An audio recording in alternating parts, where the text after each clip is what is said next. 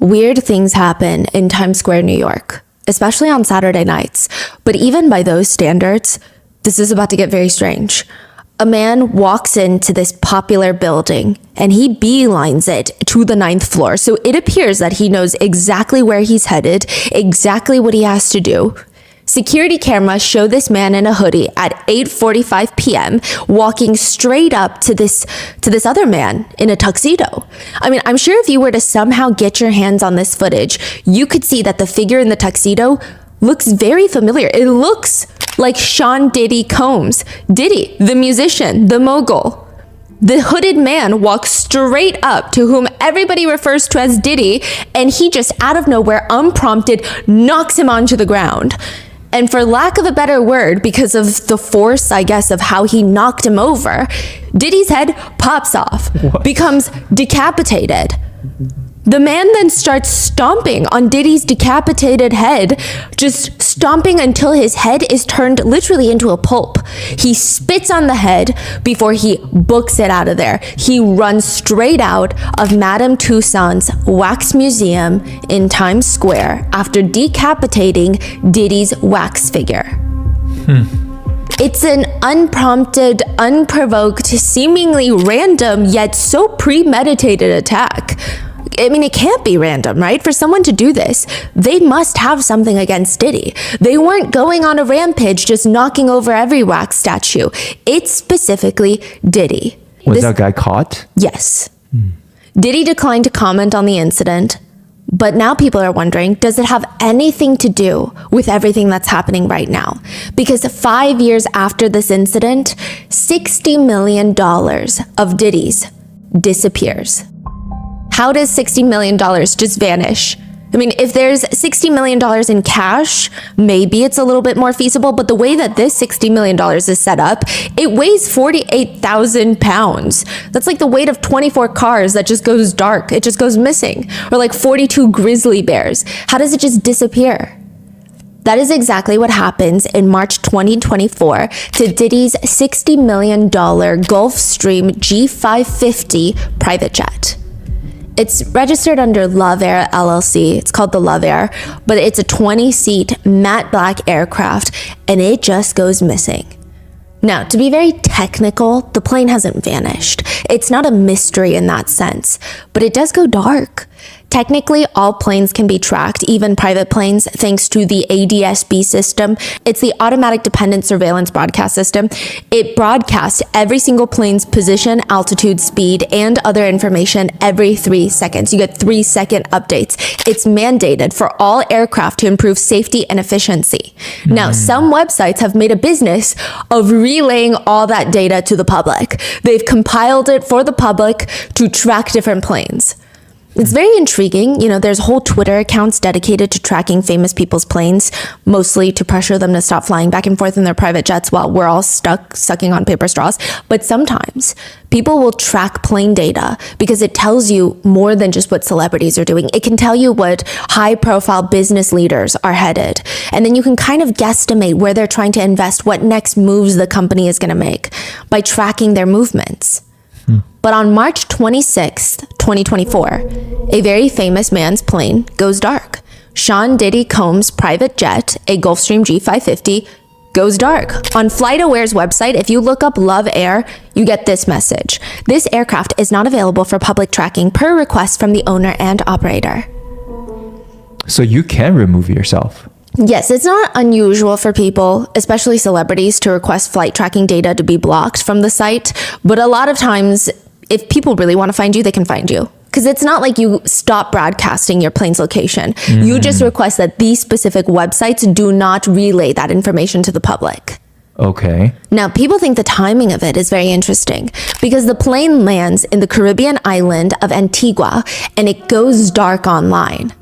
Just a day after his homes in Miami and Los Angeles are raided by Homeland Security in an ongoing trafficking investigation. This is the case of a music mogul who is accused of trafficking. He is facing at least 11 different lawsuits from victims. Another 120 are suspected to file lawsuits against him. He is currently sitting in prison awaiting trial. There are rumors that the feds have taken 100 electronic devices where the rumor is he and his fellow friends in the industry, high-profile celebrities, have been caught engaging in potentially illegal activities. This is part 1 of the Sean Diddy Combs case. We would like to thank today's sponsors who have made it possible for Rotten Mango to support the Arizona Anti-Trafficking Network. They work constantly to bring solutions to the illegal human trafficking network in the States by creating awareness, researching, and training in the most current anti-trafficking methods. This episode's partnerships have also made it possible to support Rotten Mango's growing team, and we'd also like to thank you guys for your continued support. As always, full show notes are available at rottenmangopodcast.com. A big disclaimer to keep in mind throughout this entire case is it's currently ongoing and developing as we speak. There has been no court verdicts yet, so unfortunately I must legally state that these are all the current accusations and allegations. People are innocent until proven guilty, legally speaking. Some statements have been shortened for time, and all the theories and speculations mentioned are netizen opinions that can be found publicly online. All reporting for this episode is also taken from information that is online, so please do your own research, form your own opinions. I'm not here to convince you of anyone's guilt or innocence. Some potentially triggering themes involve heavy use of illicit substances, including date, R-word drugs, domestic violence, workplace and gang violence, SA, and trafficking. This case is also going to be heavy, so please do not hesitate to take a break and unplug. With all that being said, let's get started. Originally, I was hoping to do a 2-parter on the Diddy case, but then it became a 3-parter, and then there was 13 deaths loosely connected somehow to Diddy, so now it has become a 4-part series. I've never been down a rabbit hole like this one before. There is no end in sight. And I'm sure with the trial in May of next year, there will be inevitably another part then. Just the amount of information, the amount of strange mystery surrounding Diddy's life, I don't think I've ever really touched a case like this before. I know a lot of people liken him to Epstein, which I can see why that comparison is drawn, but the key difference here is Diddy is a very famous man. Epstein, he also circulated amongst famous and wealthy people, but he primarily was rubbing shoulders with the wealthy elite that tend to be a lot more private. But Diddy and all of his friends, they're very famous. There's just so much weird information available online that in hindsight, it appears quite scary. This will be part 1, where we do a deep dive on the lawsuit that started all of this, the hotel footage of him beating his then girlfriend Cassie, as well as other girlfriends who have spoken out against him, as well as covering the freak-offs, and somehow we get into the Illuminati. Part 2 will be in-depth on the other lawsuits against him, as well as a lawsuit against his son, what happens at Diddy's yacht parties, and the very strange death of the mother of his children, Kim Porter, who died of pneumonia, and a very controversial book that claims to be her diary entries before her death, and that book seems to implicate Diddy as having a bigger hand in her death. Part 3 will be about the 13 people who have mysteriously died around Diddy. There's a very alarming pattern, not an implication of guilt, but a pattern of some strange, bizarre ways that he responds to people dying around him. And finally, part 4 will be the so-called Diddy's list, the internet allegations of all the celebrity friends who are rumored to somehow be involved in Diddy's trafficking charge. Also some other wild conspiracy theories that Diddy's not in prison, he's been cloned, there's tunnels under his house, the baby oil is laced, as well as the 120 people that are working on suing him. And with that being said, let's get into it. They say the floors of the Trump National Doral Miami Hotel are impeccably clean, evidenced by footage of a man dressed in black inside the hotel that gets released. He's in this nearly empty area of the hotel, and he's pointing his gun behind him. And his wrist seems to be made out of jello while he's just shooting up in the air at the ground. He's sometimes shooting at the chandelier, sometimes at the ground itself. And the footage is interesting. He's just recklessly shooting his gun. He's slipping on the freshly cleaned floors multiple times. He's wearing just socks on tiled floors. Then he gets up and then shoots around like his wrist is made out of jello and then starts running trips again.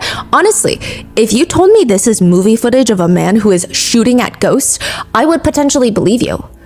But it's not. It's real footage. It's real footage of a man screaming, "Come out, mother," while shooting at the ceiling and in the lounge areas. This man also grabs an American flag to drape over the front desk of the hotel. This is during Trump's presidency. He goes behind the counter, starts breaking, smashing the computers.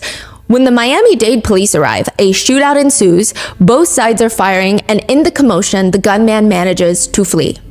He is found later hiding near the elevators with gunshot wounds to his legs. 1 gunshot to the right ankle, 2 to the left leg. Interestingly enough, most of the shots fired by the man were into the floor and ceiling, and ultimately the only one shot, thankfully, was himself. The man, Jonathan Odie, is arrested. Before the police can even question his dangerous but honestly kind of bizarre crime, they have to take him to receive medical attention. The whole time that doctors are trying to save him from his own pain, he's screaming, "I'm not going to talk to none of y'all traitors. I need to talk with the FBI, Secret Service. Someone get me the CIA. I need the media on the line now. Look at me. I'm an intelligence officer and there will be no president in 2 days. There's going to be nuclear weapons. The police will no longer exist." Which I would say is one of the last things you would want to say after the crime he committed. But even more so, when the police figure out that he is in fact not a CIA operative, he's a stalker for a website called dancingbears.com. It's an X-rated website where male dancers put on big bear masks and have intimate relations with women. But he continues rambling about, quote, "Obama is Osama. Trump makes his money on gas. Kill all the police in the street. Useless, good for nothing, nada. All of you. Laws are corrupt. Police death has come to you. You be judged. Die for now and for hell and for all of eternity. People in the streets are gonna shoot you. Get heart attacks. You're all dead. I'm gonna let them know to put a bullet in your head. My dog Bubbles, you gotta let him out of the apartment, Bubbles. If he does not eat, he will die." He then proceeds to pass the officers his house and car keys. "Don't hurt my dog Bubbles." You don't have, Time in the United States? yeah. Just my dog, Bubbles. He continues on his rambles. I have a settlement with the former president of the United States, Obama. I have a settlement with the current president of the United States, Donald Trump. And I have one with P. Diddy. Excuse me? After the hospital, Jonathan Odie is brought into an interrogation room. Here's what I want you guys to know. Diddy and Ross, which they're good buddies, okay? And they're gay. Ross? Rick Ross. The police are confused. Who is? Diddy and Ross and Khaled. They all gay. DJ Khaled, Rick Ross, and P. Diddy? Yeah. They all gay? Yeah. Gotcha. You know the Illuminati group that I was telling you about? He puts his hands up in a triangle shape. The Illuminated group, you know, the Illuminati, which is an elite group, okay? Individuals which run the whole country, all right? What I did this for was to basically transmit a statement to the American people because they want the United States to fall. They've been creating chaos and confusion in the United States. They want the United States to fall. You have the Illuminati, basically, which means illuminate. They do satanic ritual abuse, which is basically CIA mind programming techniques to their own family and kids, and they bond that way. They do animal abuse, killing of animals, blood sacrifices, and everything in the Bohemian Grove. You know, where the bushes go. Okay, how do I know this? Yeah, that's what I want to know. How do you know this? Sean Combs. Puff Daddy? Yeah. P. Diddy, whatever you call himself Yeah. these days. Yeah, go ahead. Yeah, he's part of what's called the Boule. The Boule is a branch of the Illuminati. Okay. It's the black people. Okay. I'm from Africa, so I'm not a racist. Okay. You're my brother, so I like black people. Okay. My mom, I was raised by an African woman in my house. Okay. And the police are like, okay, right, okay. So I have this settlement with Sean, and he belongs to that agenda. That's why he's so famous. They land over contracts. Okay. He leans in, he puts his arms on the table. I had sex with Cassie and Sean. Basically, he would tell me what to do with Cassie. I had like 15 encounters, and I heard a lot. Because when they would do it, Sean talks a lot on the phone and on the TV with speakers and stuff, and I'll be in there. I was like a slave. Yeah, for them. That's what I was. He leans back. So I caught herpes. He goes on. What is going on? Yeah, I mean, it just seems like the ramblings of someone who is a little unhinged. He leans back and he goes on to explain that Diddy's 2 attorneys asked him to turn in a video recording. Those 2 attorneys are also involved in Michael Jackson's death and the Illuminati. It's unclear, but it seems like he's stating a video was recorded of this supposed encounter and he turns it in, but he also states they gave it back to me accidentally and it's possible that I threw everything out, but it's also possible that I could produce a copy. I'm not sure. Now, how does that lead up to him going into the Trump hotel with a gun? My settlement put me in a box. Basically, I couldn't talk because otherwise I'll be sued. So I let it be, but they've been following me and they've had, Mark Garrett has had the FBI on me, has had other agencies looking at me and spying on me, okay, because they want to set me up as an extortionist, like if I was extorting Sean for money. It's wrong. Basically what happened is the Ciroc agenda, the Ciroc vodka agenda, is to promote binge drinking and drugs. The hip-hop agenda, that's why they had Tupac killed. Because when they killed him, they gained pain. That's when the record sales go up. That's how you become famous. That's how you do it, all right? Tupac is still alive. He's in Cuba. Basically what happens, it was in the hip-hop agenda. What? He alleges, in more simplified terms, they move drugs all over the United States. They move drugs in private jets that don't get screened within the United States domestically. They move all that dope in the private jets. They move what's called high-grade powder MDMA. They move cocaine. They move liquid cocaine in their bottles, too. I seen liquid cocaine, I've drank it myself, having sex with Diddy and Cassie. Okay, it's not good. He drinks it all the time. Right, he calls it GG, but it's liquid cocaine. Alright.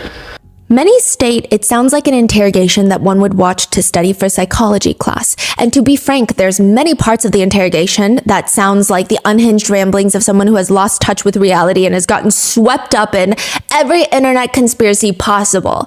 Perhaps he created a whole fantasy of 2 high-profile A-list celebrities, and in his mind, he truly knows them. He's met them. He's had these encounters with them, but it's all a fantasy, right? It doesn't change the fact that he committed this crazy crime, and it does appear that most of what he's saying are full-blown conspiracies, we hope. But the question is, what if there's even a little bit of truth to what he's saying? Because 4 years later, the Department of Homeland Security conduct a multi-state raid on Diddy's LA mansion and his Miami mansion. Diddy's LA home is described as, quote, an immersive experience. It's on the same street as the Playboy mansion as well as Kylie Jenner's home. Yeah. One reporter says, within moments of entering his home, a member of the staff will walk up offering you a drink, likely De Leon tequila infused, Diddy's tequila brand. Well, former tequila brand. There's a personal chef on duty, but they don't just start shoving food down your throat. They don't even ask you, are you hungry? Instead, they wait. They watch you without making you feel watched. They just wait for you and your body to send signals that you're feeling for a little snack. One recent Vanity Fair piece on Diddy says, the hospitality is both overt and inconspicuous. You will enjoy yourself here, or someone will die trying. What does that mean? It seems to insinuate that someone will die trying to make you enjoy yourself. By doing all these things over the top. There's so much staff trying to make sure you're having a good time. It's overt, but it's also inconspicuous. The staff are wearing everyday clothes. They're not dressed up in wait staff attire. It's fascinating. They have this relaxed attitude, but they can tell that they're not relaxed. They're high alert. But when you see them walking down the stairs, it looks like they have nowhere to be, but you can just tell shit gets done in this house.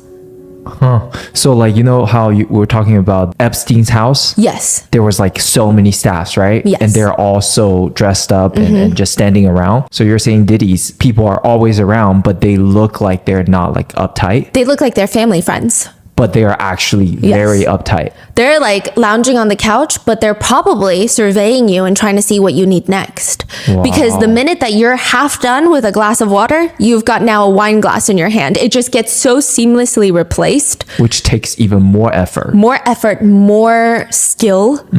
It's very interesting. Now, in hindsight, that's a very grim description of his home. Someone's going to die trying. You will enjoy yourself here. If the staff don't make people feel out of place or slightly uncomfortable or watched, the grandness of the house is going to accomplish that.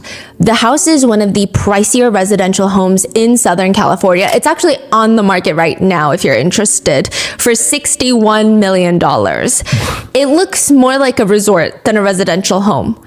It's a modern colonial style home. It's all white. It looks like the White House on steroids with beautiful French doors, beautiful iron balconies on the second floor. It's got this massive swimming pool, basketball court, a separate 2-story guest house, state-of-the-art movie theater that seats 35 guests, a resort-like swimming pool with a waterfall, a spa house, gym, recording studio. There's this giant metal statue in the back. It looks like one of those metal statues, and if you were to slice it back and forth, it's like rings. Yep. And it's the headless torso of Kim Porter. It's said often that he speaks to her giant metal bust. It was his tribute to his now gone Kim Porter, which we will talk about in episode 2. It's a massive 10-bedroom, 13-bathroom estate, 17,000 square foot home. But in March 2024, tanks are driving up to that house. A swarm of fully decked out, in tactical gear officials start clearing through that house. They've got guns pointed in every direction. They're sending in drones to check rooms. Diddy's 2 sons, 30-year-old Justin and 25-year-old Christian, are forced up against the wall, handcuffed with guns pointed at them. They're dragged out of the house while the rest of the team tear through that place, which is interesting because what exactly are these Homeland Security officials looking for? It's said by the time that they left, there were just cables dangling around, like they unplugged some security cameras, multiple safes that were left wide open, almost 100 electronics confiscated. At the same time, his massive $40 million compound in Miami was also raided by Homeland Security at the same time. Whoa. Coordinated. It's a pretty crazy visual to see Homeland Security just rolling up in tanks, camo, full gear, raiding a mansion in a neighborhood where you've got the hedge fund billionaire, Citadel founder Ken Griffin just down the block, where Philip Frost, a pharmaceutical billionaire, owns a large piece of land. There's only like 50 houses on this little island that he lives in Miami. It's called Star Island. It's like a billionaire island. Interestingly enough, Alex Rodriguez and his then girlfriend Jennifer Lopez, who also happens to be Diddy's ex-girlfriend, owned a house on the same island. 40 million Miami home, 60 million LA home, both getting raided at the same time. By Homeland Security. And where is Diddy?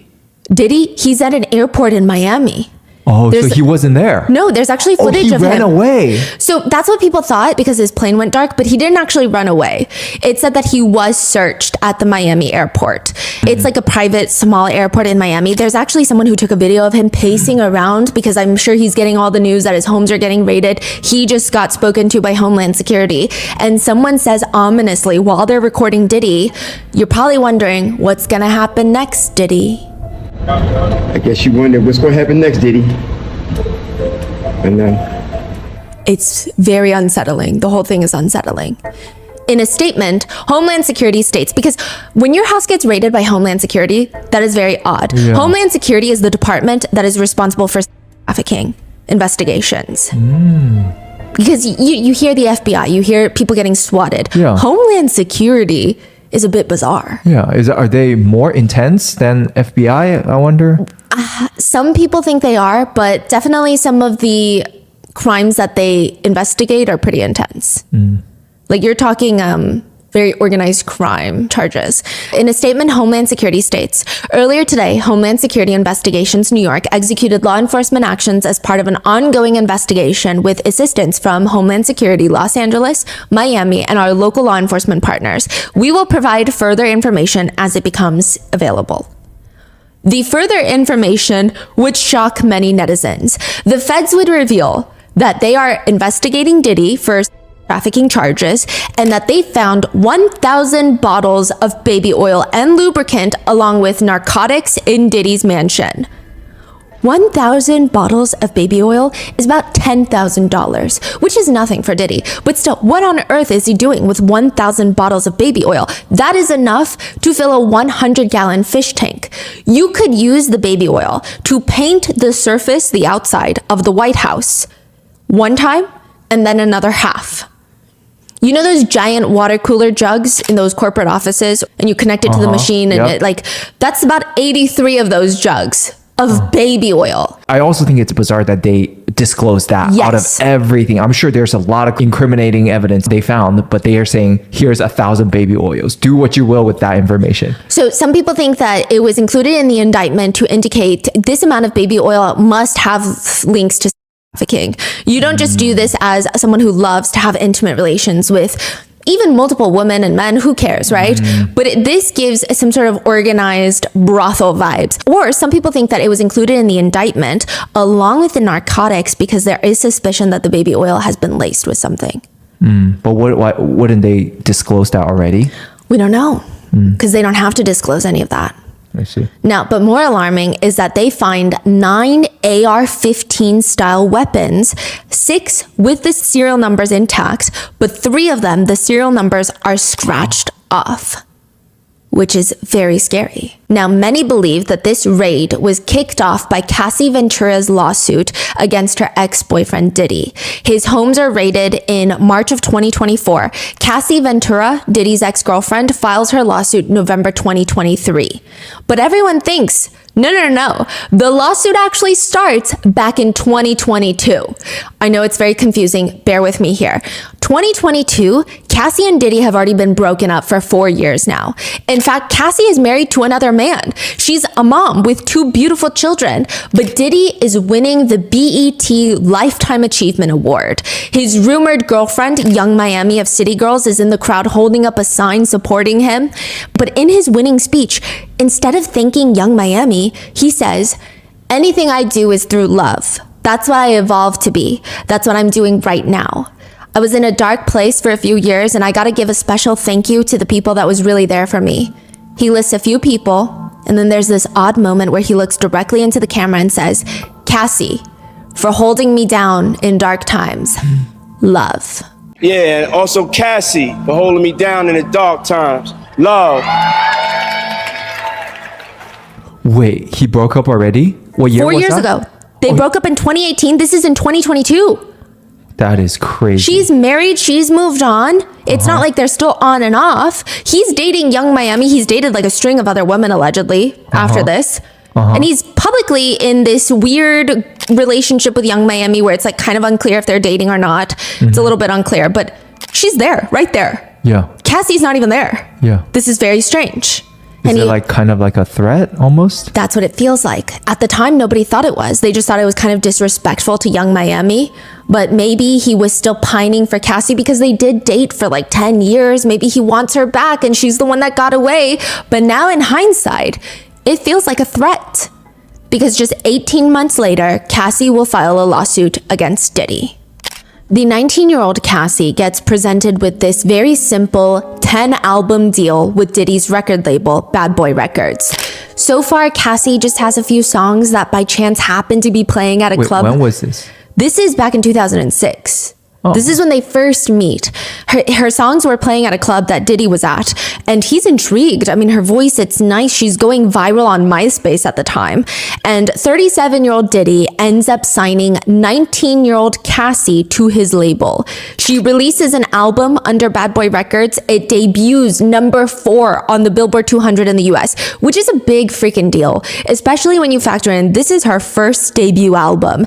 It seems like Cassie herself is not even ready for this level of commercial success. She was just going around promoting her album, doing these different press interviews, press tours. She would perform her songs live, but because she's so nervous and she's never done this before, she would freak out. Her performance would be considered not her best, and the media was just ripping into her. This is her first taste of fame, really. Side note, this is the same girl who said one of her first performances, she was doing everyone's hair and makeup, the dancers, the performers. So she's passionate. She's clearly talented. She's just not used to this level of fame that comes with signing with Bad Boy Records. Some critics start questioning her vocal ability, suggesting that her studio recordings are just heavily edited, and she can't even manage to replicate the same sound live. Others use this as a way to be like, see, she's not that talented. She's just an industry plant. She's signed by Bad Boy Records because she's pretty. So she's signed with Diddy. She's dating a producer by the name of Ryan Leslie. She's not actually skilled. The negative press at the time was a lot. She's 19 years old. Her frontal lobe has not even fully developed, but everybody is treating her like she personally insulted their mothers. She's probably thinking my entire career is over at this point. But Diddy, the owner of her record label, comes in and he starts defending his artist. He tells MTV News, you could hear the nervousness in her voice. And to be honest, I kind of smiled at that because it made me appreciate what I really love about her. She's just a regular person. It just made me appreciate that she got nervous. It's kind of cute to me, to be honest. You've got to understand that success for her is coming out of nowhere. It's just huge and people deal with that differently. A lot of people shut up after that, and they respected Diddy a lot for coming to his artist's defense, which is probably why Cassie felt comfortable and excited to perform at the MTV Europe Music Awards in Denmark later that year with Diddy. She flies all the way to Europe with Diddy, and during hair and makeup leading up to this performance, she's sitting in the makeup chair, and her makeup artist is fixing her face, staring at her in the mirror, and just states, Diddy's interested in you. Wait, she's dating someone though, right? Yeah, and Diddy's dating Kim Porter, okay? So this is very crazy, you know? Cassie thought the whole thing was just gossip and honestly kind of gross. He's so old, he's practically double her age. I mean, there's just no way. He's in a very public relationship with his longtime on and off girlfriend, the mother of his children, Kim Porter. Besides, she's publicly dating a producer by the name of Ryan Leslie, and he knows that. He's friends with Ryan Leslie. But from what everybody has said about Diddy, if he wants something or someone, there's really no way of saying no. The two enter into a very public relationship, and for the most part, they fit this very glamorous, jealousy-inducing public image. The music mogul leaves the mother of his child. It's not explicit that it's due to Cassie. It seems like he's never really been a loyal person. Even with Kim Porter, he was cheating on her with multiple other people. He had children with other women while he was dating Kim Porter. It's a lot. We're going to get into it in episode 2. But he ends up publicly dating Cassie, and everyone thought the music mogul, the beautiful, talented girlfriend, they look good together. But behind closed doors, there were just some red flags in their relationship. For example, while he's publicly dating Cassie, he posts a tribute to one of the mothers of his children. So he's got 3 mothers of his children, well, now 4, but he captions it, Chance, their daughter's name. Chance and I are so grateful to have you in our lives. Love. Which is totally fine, but the picture he posts of the mother of his child is her in a bikini on the beach.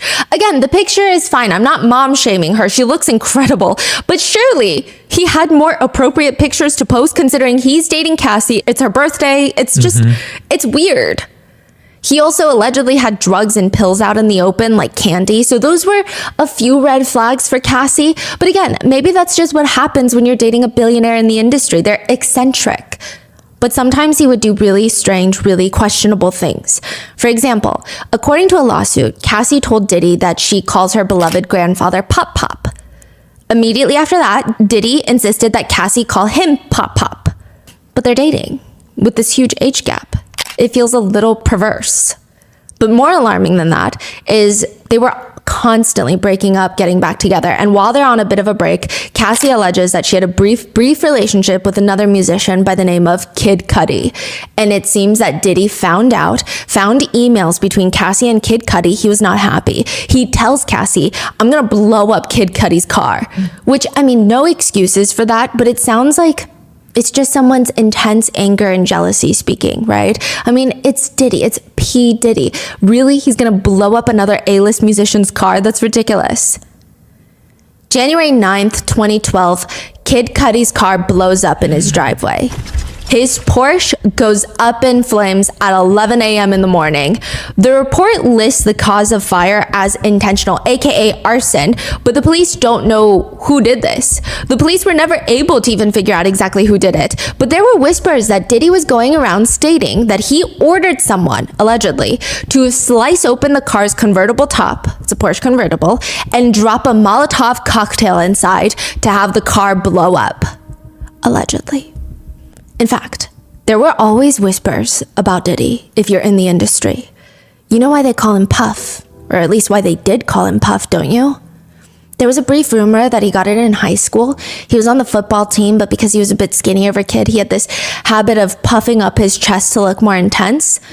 But most people say that's not actually why they call him Puff. That would be so or Puffy. So goofy. Yeah. That's why he's called Puff Daddy. They say it's a childhood name because he was always, I feel like the real reason is goofier.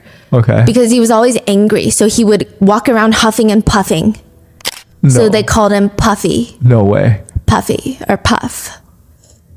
Puffy, Puff, then it's Puff Daddy, then it's P. Diddy, then it's Diddy, and now it's Brother Love. Yeah.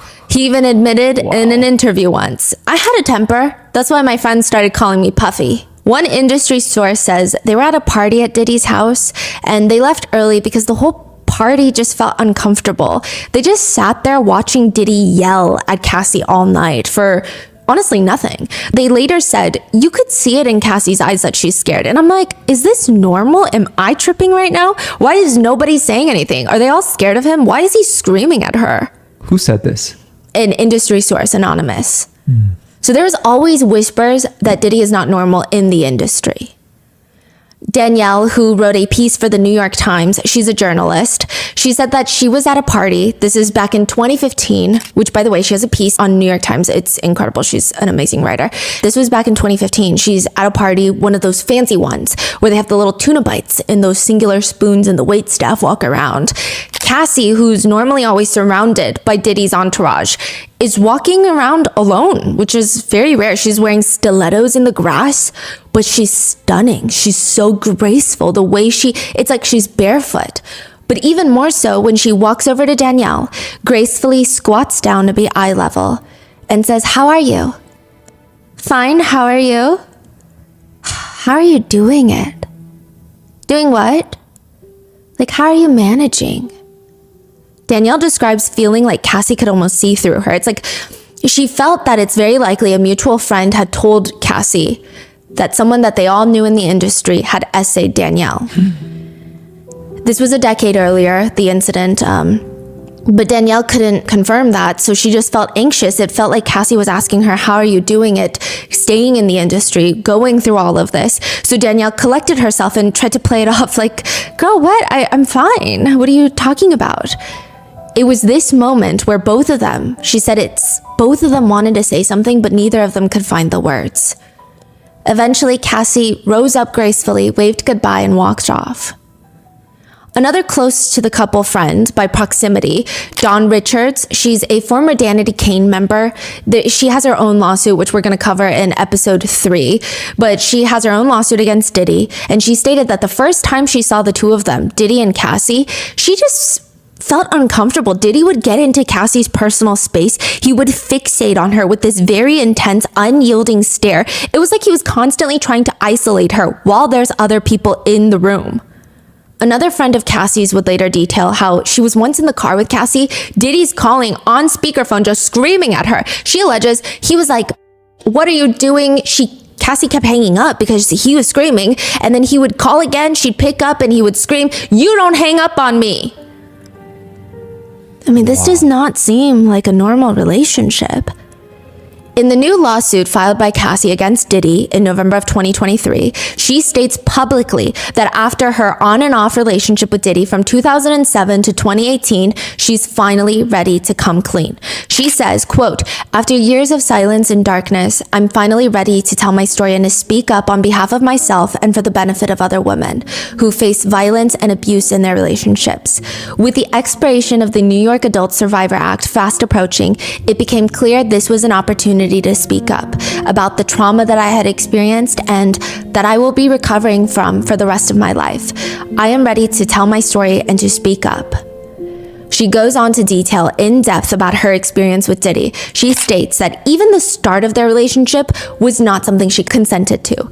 The lawsuit alleges that after Cassie's 21st birthday party, Diddy pulls her into the bathroom and forcibly starts making out with her. Cassie did not consent. She said she immediately ran out of the bathroom and started crying. She told her best friend what happened, but she doesn't know what to do because she's basically stuck in this 10-album contract with Bad Boy Records. This is the founder and owner of Bad Boy Records that just forcibly kissed her. He knows she has a boyfriend. He's so influential in the industry. It's not like she can break the contract and go somewhere else. She's just started. She had like one hit song. That's it. It appears that she hoped that running out of the bathroom is a signal enough. It's a no without telling him don't ever do that again and pissing him off and maybe making him angry. But no, Diddy allegedly keeps demanding she come spend time with him, quote, for work. On one of those occasions, he hands her this pill and told her to take it. He wouldn't tell her what it was, but she was so scared she just swallowed it. Later, she said she realized it was ecstasy, something she had never tried before and never wanted to do. And it just gets worse from there. There were always drugs being pushed onto Cassie. The lawsuit states, as she wanted Mr. Combs to continue to support her career, she felt she could not refuse Mr. Combs' urging for her to take more drugs. Diddy would often have pills and other drugs out in the open like, quote, candy. Within 2 years of meeting Mr. Combs, Ms. Ventura found herself lured into this immediate circle of her boss, the owner of her record label, and one of the most powerful men in the entertainment industry. Mr. Combs' aggressive and demanding approach to those he worked with made it impossible for anyone to challenge him, and Ms. Ventura soon learned that Mr. Combs insisted on blind loyalty from everyone in his inner circle. He also rented out apartments in New York City and Los Angeles for her. They were both in walking distance to his residences in both cities. He paid for everything in her life, her houses, her cars, which, yes, sounds great, but that's a really high level of control he now has over a 21-year-old. And it's not even just the purchasing of things. There was one instance, due to his alleged abuse, Cassie had to get an MRI. You would think that she's safe at the doctor's, but even the doctors send the MRI results directly to Diddy and not to her. The lawsuit alleges throughout their relationship, Mr. Combs was prone to uncontrollable rage and frequently beat Miss Ventura savagely. These beatings were witnessed by Mr. Combs' staff and employees of Bad Boy Entertainment and Mr. Combs-related businesses, but no one dared to speak up against their frightening and ferocious boss. It is stated that Diddy's head of security and his own assistant, when they saw the extent of some of Cassie's injuries, in one instance, it was 2 black eyes, a burst and bruised lip, and a huge welt on her forehead. They cried. They started crying. But it seems like they didn't do much to stop it. One former employee says, Diddy doesn't believe in being told no, and if you get caught up in the wrath of that, it can be very dangerous. The lawsuit states that the injuries on Cassie were allegedly so bad that Diddy would come to his senses, realizes, oh yeah, these are brutal, literal crimes, felonies that I've committed. And he would hide his girlfriend Cassie in his house or hotels to make sure she's not seen or photographed with all the injuries that he inflicted on her. While he's holding her hostage in a sense, he would bombard her with gifts, words of affirmation, trying to get her back, which he would just get his assistants to buy a bunch of luxury gifts, have them delivered to the hotel room where she's being allegedly held hostage. And if that doesn't work, he would just remind her of how powerful he is. Once, she alleges an assistant tracked her down and told her point blank, hey, if you don't answer his calls, your single is never going to be released. Like your songs, nothing will happen. Or they would just say ominous things like, it's in your best interest to call Mr. Combs back. Cassie alleges he would do this thing where he made her carry his gun in her purse. She's not familiar with guns and she was terrified that it would go off in her purse, but he gave her zero reason on why he even wanted her to put it in her purse. I mean, it seems like he just did it to instill fear in Cassie, to show her how terrifying he is. Some other instances of alleged violence include, once after a party with Jay-Z on the way back home, Diddy beat Cassie in an Escalade by kicking and hitting her. He told the driver to stop the car, made her get out on the street of New York City, and just left. At another party, Diddy saw her speaking with a man, and it's likely about work stuff, but he did not care. He asked her to step into the bedroom. It's a hotel after party, so it's one of those large suites with bedrooms, like a apartment. He steps into the bedroom, and he just starts beating her while there's a whole party happening outside. She said that she ran from corner to corner of the room to try and avoid him, and eventually she found herself curled up behind the toilet while he was stomping on her. Nobody could hear her scream because of the loud music. In another instance, it wasn't Cassie that he harmed. Once, Cassie was at home with a friend of hers named Carrie. Diddy comes in unannounced, which Carrie did not appreciate, it seems. Likely she knew that Diddy was doing all these things to Cassie, and the two of them, Diddy and Carrie, they get into an altercation where Diddy throws a hanger at Carrie. The two settled it. Diddy and Cassie end up paying her for the dispute, and ever since then, Cassie's friendship with Carrie just strained, which is Just the way that Diddy isolates her from everyone. Also, this isn't the first time. Allegedly, he did this with another friend of Cassie's by forcing Cassie to listen to what he wanted. He was like, if you're not going to do what I want, fine. He picks up her friend, allegedly, and dangles her off the 17th floor balcony. What? This is in the lawsuit? Yes. He dangled a human outside the balcony? Yes. I'm sure he was like cradling her more. What? Another time, they were at a party in LA. Cassie thought Diddy would be proud and excited that she was networking. She spoke with this music manager in hopes of growing her career. But when Diddy finds out, he's not happy. He's enraged. He drags her out of the party into the car. He's beating her, pushing her into a corner of the vehicle, quite literally, allegedly, stomping on her face. Cassie's lawsuit states Roger Bonds, one of Diddy's security staff, tried to stop the beating, which he does corroborate in an interview. But he is unable to de-escalate the situation. When they get to Diddy's house, Cassie tries to make a run for it, but he chases after her and kicks her in the face again. She's bleeding profusely at this point. She gets ushered into his house where she starts throwing up from the violent assault. Once they got in the house, Diddy, he starts realizing, wait, the extent of her injuries, she's got to go to a hotel to heal. She's not allowed to leave this hotel for an entire week while healing. It's in this hotel room that Cassie stated she starts fully realizing, quote, that Mr. Combs' tremendously loyal network not only knew about and witnessed his assaults, but also these witnesses were not willing to do anything meaningful to stop Mr. Combs' behavior. What you got to say now? What you got to say now? You ain't got shit to say. When you put your girl on the snap. She recognized she was powerless, and reporting him to the authorities would not alter his status or influence. It would just merely give him another excuse to hurt her. She said from that point forward, she was terrified, isolated, and unable to see a pathway out of Mr. Combs' abusive hold on her life. She found herself numb to the abuse that she was experiencing. She began to blindly follow his instructions out of fear of, again, being on the receiving end of a vicious beating. Tiffany Red is a Grammy-winning songwriter and musician herself. She helped produce Replay by Zendaya, Boss for NCTU, and Songs for Cassie. In fact, Tiffany Red remembers it was all very odd. I mean, she had written this song for Cassie called Loyal. The two of them had been working on it together, and the first verse reads, I don't know what is real, I just know how I feel, and you keep acting like you don't know what you did wrong, trying to get me to chill. Since we ain't been together, I've been on some whatever. Tiffany could tell that Diddy did not like Cassie singing those lyrics, or at least that's the initial vibe that she got, and she thought it was weird. Did she write that, or Cassie wrote that? Both of them together. Now, they've been in a stable relationship for like a decade. I mean, yes, they're on and off, but still, it's just a song. It's not that serious. But it does indeed get serious. Tiffany actually penned an open letter to Diddy when all of this starts unraveling, and she explains how she's a longtime friend of Cassie's, and yeah, she has seen the abuse. She says to Diddy, I first met you in person in August of 2015 at a surprise party you threw for Cassie's 29th birthday at a hotel in Los Angeles.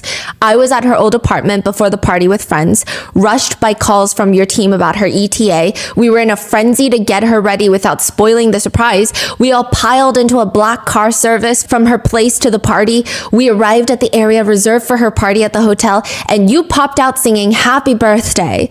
There were so many friends, a few famous faces, and cameras recording as we sang. She was definitely surprised. Up until that point, I'd only spoken to you once before on FaceTime with Cassie about songs we were working on together. You approached me that day, and you introduced yourself saying, so you're the one writing all those songs about me. I said yes, and you stared back and said, that means she's talking to you, huh? I was uncomfortable because it seemed like you were talking about the more turbulent parts of your relationship. Tiffany also claims that one of Diddy's security guards came up to her once and said something along the lines of, I heard a lot about you, Tiffany. She said, you both creeped me out, and this interaction was super intimidating. It felt like you both wanted me to know that you knew who I was and you didn't like how close I was to her. What? Wait. What was the lyrics again? Like, what exactly was said that got Diddy so offended? That she doesn't think he's being loyal.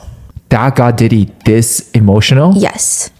Later that evening, during the surprise birthday party, it started in the afternoon, so around nighttime, they all decided to go to a karaoke spot called the Blind Dragon. But only a few of the girlies were wanting to go. Tiffany Red writes, "But you weren't happy that she was leaving. I remember your people hovering around us, trying to discourage Cassie from leaving, but we went anyway. You followed us and arrived just a little bit later after we did. It was instantly uncomfortable. You pulled Cassie out of the private karaoke room. She put her head down and went with you. I followed outside to see if she was okay because something was off. When I walked out of the room, you had her backed into the corner of the hallway outside of the door, and your security surrounded you two as you cursed her out with your hands in her face." These are all Tiffany Red's allegations, by the way.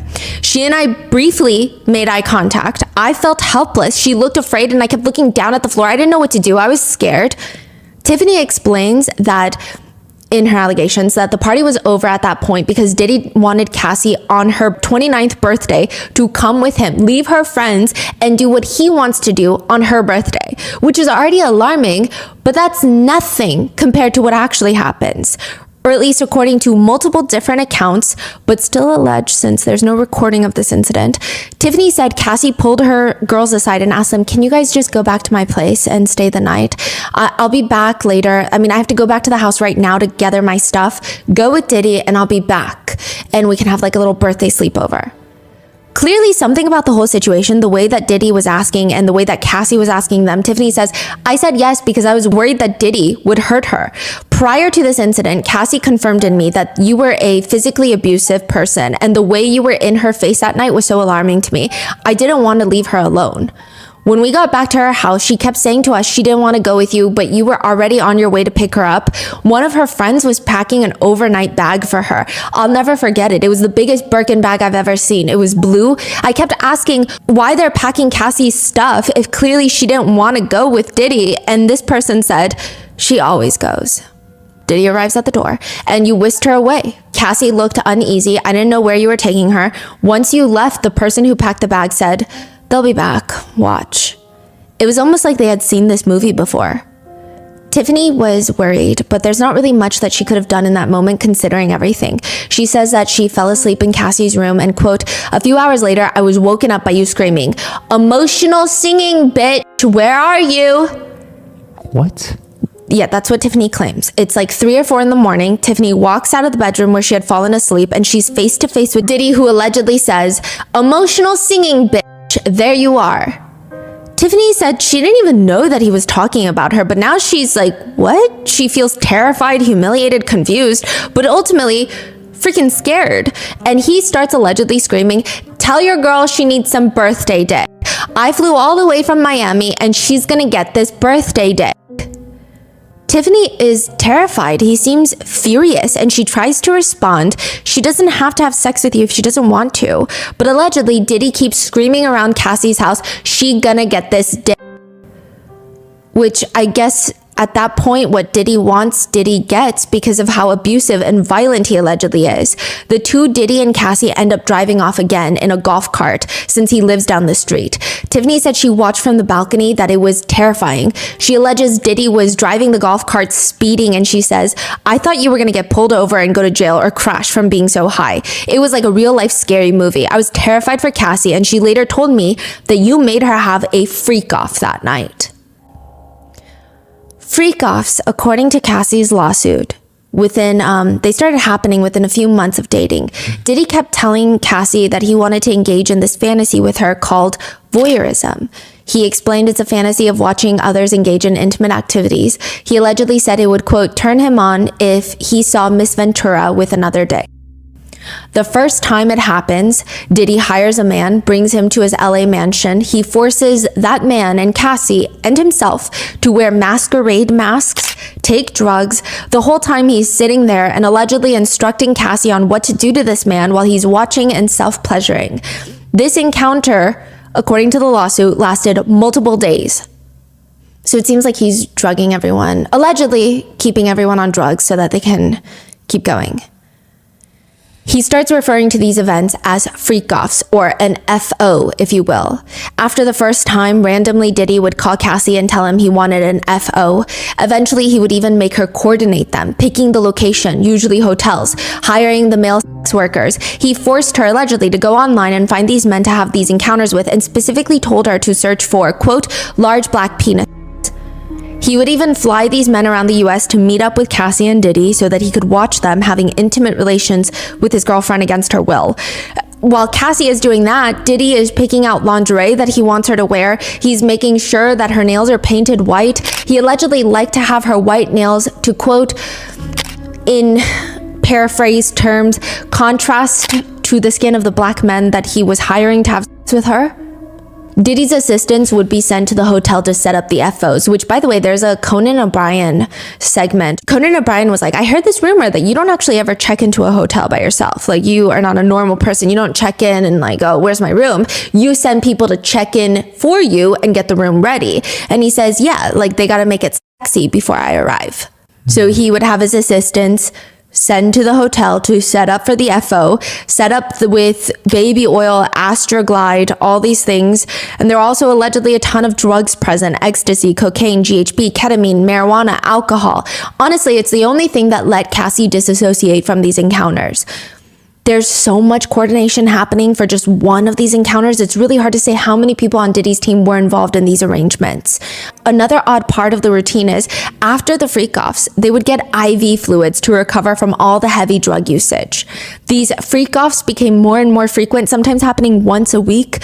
Clearly, Cassie hated it, but he kept telling her it was their thing, their secret. And allegedly, he would even instruct her to talk to these workers and would specifically instruct where to touch them. He would say things like, quote, grab that big black dick. How does it feel? This is in the lawsuit. But sometimes he would just beat her during freak-offs in front of the sex workers. Side note, he would pay the men a few $1,000s in cash for their services, and probably to make Cassie feel more disgusting, it seems, he would present her with gifts during the freak-offs. The lawsuit states at one point she had so many designer bracelets from the freak-offs, and immediately following his brutal beatings, he would gift her bracelets, designer bracelets, that she felt that she was shackled by his presence. The lawsuit alleges during the freak-offs, in addition to directing Miss Ventura and masturbating, Mr. Combs would use his phone, laptop, and tablet to film Miss Ventura having sex with the hired sex workers. He treated the forced encounter as like a personal art project, adjusting the candles he used for lighting to frame the videos he took. Sometimes he would use Cassie's phone to take those videos and pictures, and she would immediately delete them after, because why would she want that on her phone? But he would just mock her. Oh, you know I can recover that. Like, that's crazy. Which is kind of a hard to believe statement of, no, that's crazy. You're crazy. How can you recover it? It's my phone. I deleted it, and I deleted it from my recently deleted. What do you mean? Well, not too long after that, they're on his plane heading to another city, and he forces her to sit next to him and plays her a video that she believes she had deleted from her phone. So maybe he sent it to his phone before it was I don't know. That is crazy. But he had it playing on the plane and forced her to watch the entire thing.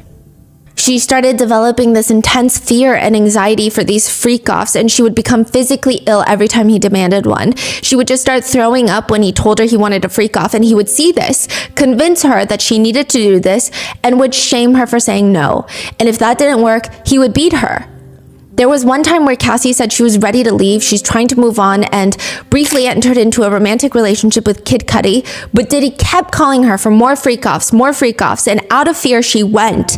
And during that freak-off, I don't know if he stole her phone or forced her to let him have it, he ends up finding emails between Cassie and Kid Cudi. He freaks out, he puts a wine corkscrew in between his fingers and starts lunging at Cassie, allegedly according to the lawsuit. She was terrified, she ran out of there and briefly went to stay with Kid Cudi. He's calling her, threatening her, I'm gonna blow up his car. She leaves his house, goes to her parents' house because she's scared, and sure enough, his car explodes in his driveway. Since then, others have come forward with their alleged freak-off experiences, including one of Diddy's alleged drug dealers. So the word freak-offs, these parties, they've kind of merged into different variations. Cassie's freak-offs that she lists in her lawsuit seem like more intimate encounters where she's forced to engage in activities with 1-2 different people in front of Diddy, right? But some people have stated he would just have like these freaky sex parties, allegedly.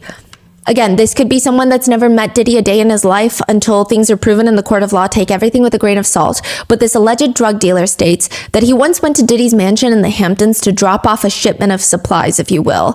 Diddy opens the door in nothing but a robe, brings him to a back bedroom to make the deal, and that's when he sees, quote, weird shit. Weird shit was starting to happen. Celebrity guys fucking each other. They were in the back bedrooms, and it was like the inner sanctum. He states there were a lot of people at that party, female rappers, sex workers. They were already high on what seemed to be ketamine and GHB, basically roofies, to which the drug dealer alleges you could see two people you would not think would be hooking up, rappers. That's what shocked me. I won't say names, but there were rappers that I immediately lost respect for and could never take seriously again. Which, like, what is that supposed to mean? But he continues, that's when I got the out of there. This is a statement he made without any names mentioned? Now, this could be a total lie, complete and utter lie, but he's claiming he was Diddy's drug dealer and he saw these freak-offs. So that's why I'm telling you, the word freak-offs, these parties are kind of merging. And then some people believe that all of Diddy's parties are freak-offs, that everyone that went to the white party should be burned at the stake. But then some people are saying, no, it's the after parties, like what this drug dealer is describing, that's the problem. And then some people are saying, no, it's the encounters that he's forcing these people into, like Cassie, that are the freak-offs. So it's unclear. It could be all of the above. We don't know until the trial, I guess. It's hard to say which is more off the hook, a Diddy party or a Diddy after party, or a Diddy after party, which is basically a pre-party for the next Diddy party. There are a lot of allegations and lawsuits that women had attended his white parties and then they were essayed at those parties.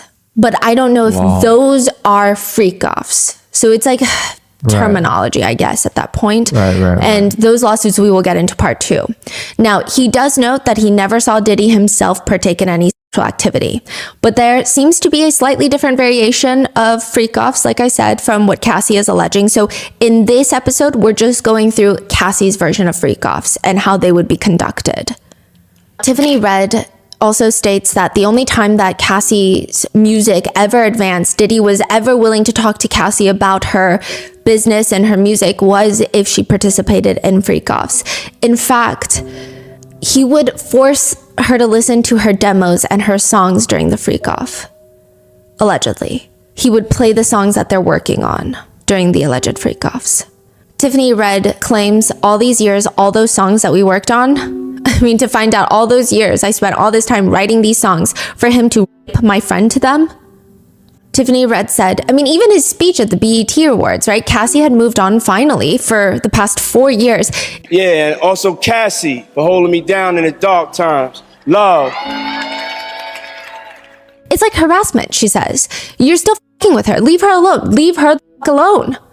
Another source says he tries to paint a picture of being this heartbroken man after Cassie left, but he's just a liar and an abuser. It feels like a threat, just like what happened when she did leave him. Cassie states in her lawsuit that in September 2018, she finally decides to leave Diddy. The two of them meet up at an Italian restaurant in Malibu where she confirms, yes, I'm serious, I'm done. Like, you can have all your stuff back, I'm over it. The dinner went okay. After dinner, he drops her off at her place, but instead of letting her leave, he allegedly forces himself into the apartment, tries to kiss her. She obviously tells him no because she's done, but instead of leaving, he allegedly forcibly takes off her clothes, unbuckles his belt, and proceeds to essay Cassie while she claims she repeatedly told him no and is trying to push him away. Soon after, Cassie leaves the apartment that he was paying for, leaves everything like the car that he paid for, and manages to get out of her Bad Boy Records contract. And coincidentally, a few months after she moved away, she gets doxxed. Her new address gets posted online, which leads to her feeling paranoid and terrified, rightfully so. But there is a question of, if this all happened in 2018, why is she just now in the end of 2023 filing the lawsuit? The two, Cassie and Diddy, broke up in 2018 after a decade of dating, like I said. Cassie moves on, remarries her personal trainer, Alex Fine, in 2019, and it appears that he really helped her recover from not just the physical, emotional, mental trauma, but just everything. She was also had an unhealthy relationship with drugs and alcohol because of how Diddy would push them onto her, allegedly. She said it was established and fueled by Mr. Combs. They would briefly help ease the pain. Even afterwards, she would have these horrific nightmares of the freak off. She had difficulty sleeping and eating. She starts having thoughts of self-exiting. It's not until she ends up having 2 daughters that she feels like she, quote, was safe from the trauma that had consumed over a decade of her life. Cassie went to rehab to deal with the repercussions of her time with Diddy, and she said that being a mom gave her a renewed purpose. And in 2023, Cassie sues him thanks to the New York Adult Survivors Act, which essentially created this look-back window. Adult survivors could file civil lawsuits against their abusers, so not criminal lawsuits, like civil lawsuits, regardless of when the abuse occurred, and if the statute of limitations for the civil lawsuits was over. Is this a new law in New York, or? It was a 1-year window that gave survivors. So it's because a lot of people need a lot of time to even come to terms with what happened. And we would hope that now is a lot more accepting of an environment for survivors, even though we still have a long ways to go. How is that only 1-year window? That's what I'm saying, yeah. But it was a 1-year window for people to sue their abusers and seek that justice that they might finally be strong enough to look for. And in that 1-year window, over 3,000 lawsuits were filed under the act, including Cassie Ventura's, which Diddy is arguing is false, false, false, false, false. It's a money grab. Diddy's team, in essence, their argument boils down to Cassie is a cheater. She cheated on Diddy and she willingly participated in those freak-offs, but now she's upset and wants to get more money out of Diddy, basically alleging her of orchestrating a shakedown to get this money. His attorney, Ben Brafman, says, for the past 6 months, Mr. Combs has been subjected to Ms. Ventura's persistent demand of $30 million under the threat of writing a damaging book about their relationship, which was unequivocally rejected as blatant blackmail. Despite withdrawing her initial threat, Ms. Ventura has now resorted to filing a lawsuit riddled with baseless and outrageous lies, aiming to tarnish Mr. Combs' reputation and seek a payday. To which Cassie's attorney responded, but you already offered her 8 figures to prevent her from filing this lawsuit, which we rejected. What? So Cassie said that he tried to pay her 8 figures and she's rejected that. Her attorney stated. Wow. The public arguments are over after these statements because within a business day, 24 hours, Cassie and Diddy settle for an undisclosed amount. There's a number circulating that she settled for $30 million, but that seems to be taken from a statement Diddy's attorney made where Cassie allegedly demanded $30 million or else she would write a book. She could have settled for $30 million. Honestly, I hope a lot more because he's worth $1 billion. Wait, so she filed this lawsuit. A day later, she withdrew it. No, they settled. They settled, right. So, yes. So we're still able to access the lawsuit. Yes. So I would say him settling is not an admission of guilt. Yeah. However, it's very beneficial for him to settle. It's not beneficial for her to settle unless she doesn't want this in the news for her family. She doesn't want to keep going down this fight because it's a long fight. But for him, it's very beneficial because once you go into discovery, more things are going to come out into the open. Evidence has to be brought up. Yeah. Will this be mentioned during next year's trial? Or? Yes, because she settled in a civil lawsuit where likely they signed an airtight NDA where they cannot mention each other or talk about each other or wage any other public accusations against each other. However, in a criminal lawsuit, she can be called to testify. That does not bar her from testifying or working with federal investigators. Wow. Okay. Yeah. So it's good. Now, she could have settled for $30 million. I hope a lot more, but the exact amount has not been disclosed to the public. Cassie released a statement after the settlement stating, I have decided to resolve this matter amicably on terms that I have some level of control. And again, I think it's just so much trauma to go through. And of course, Diddy's attorneys are going to be slinging dirt at everybody. It's just rough. She says, I want to thank my family, fans, and lawyers for their unwavering support. Diddy releases his own statement.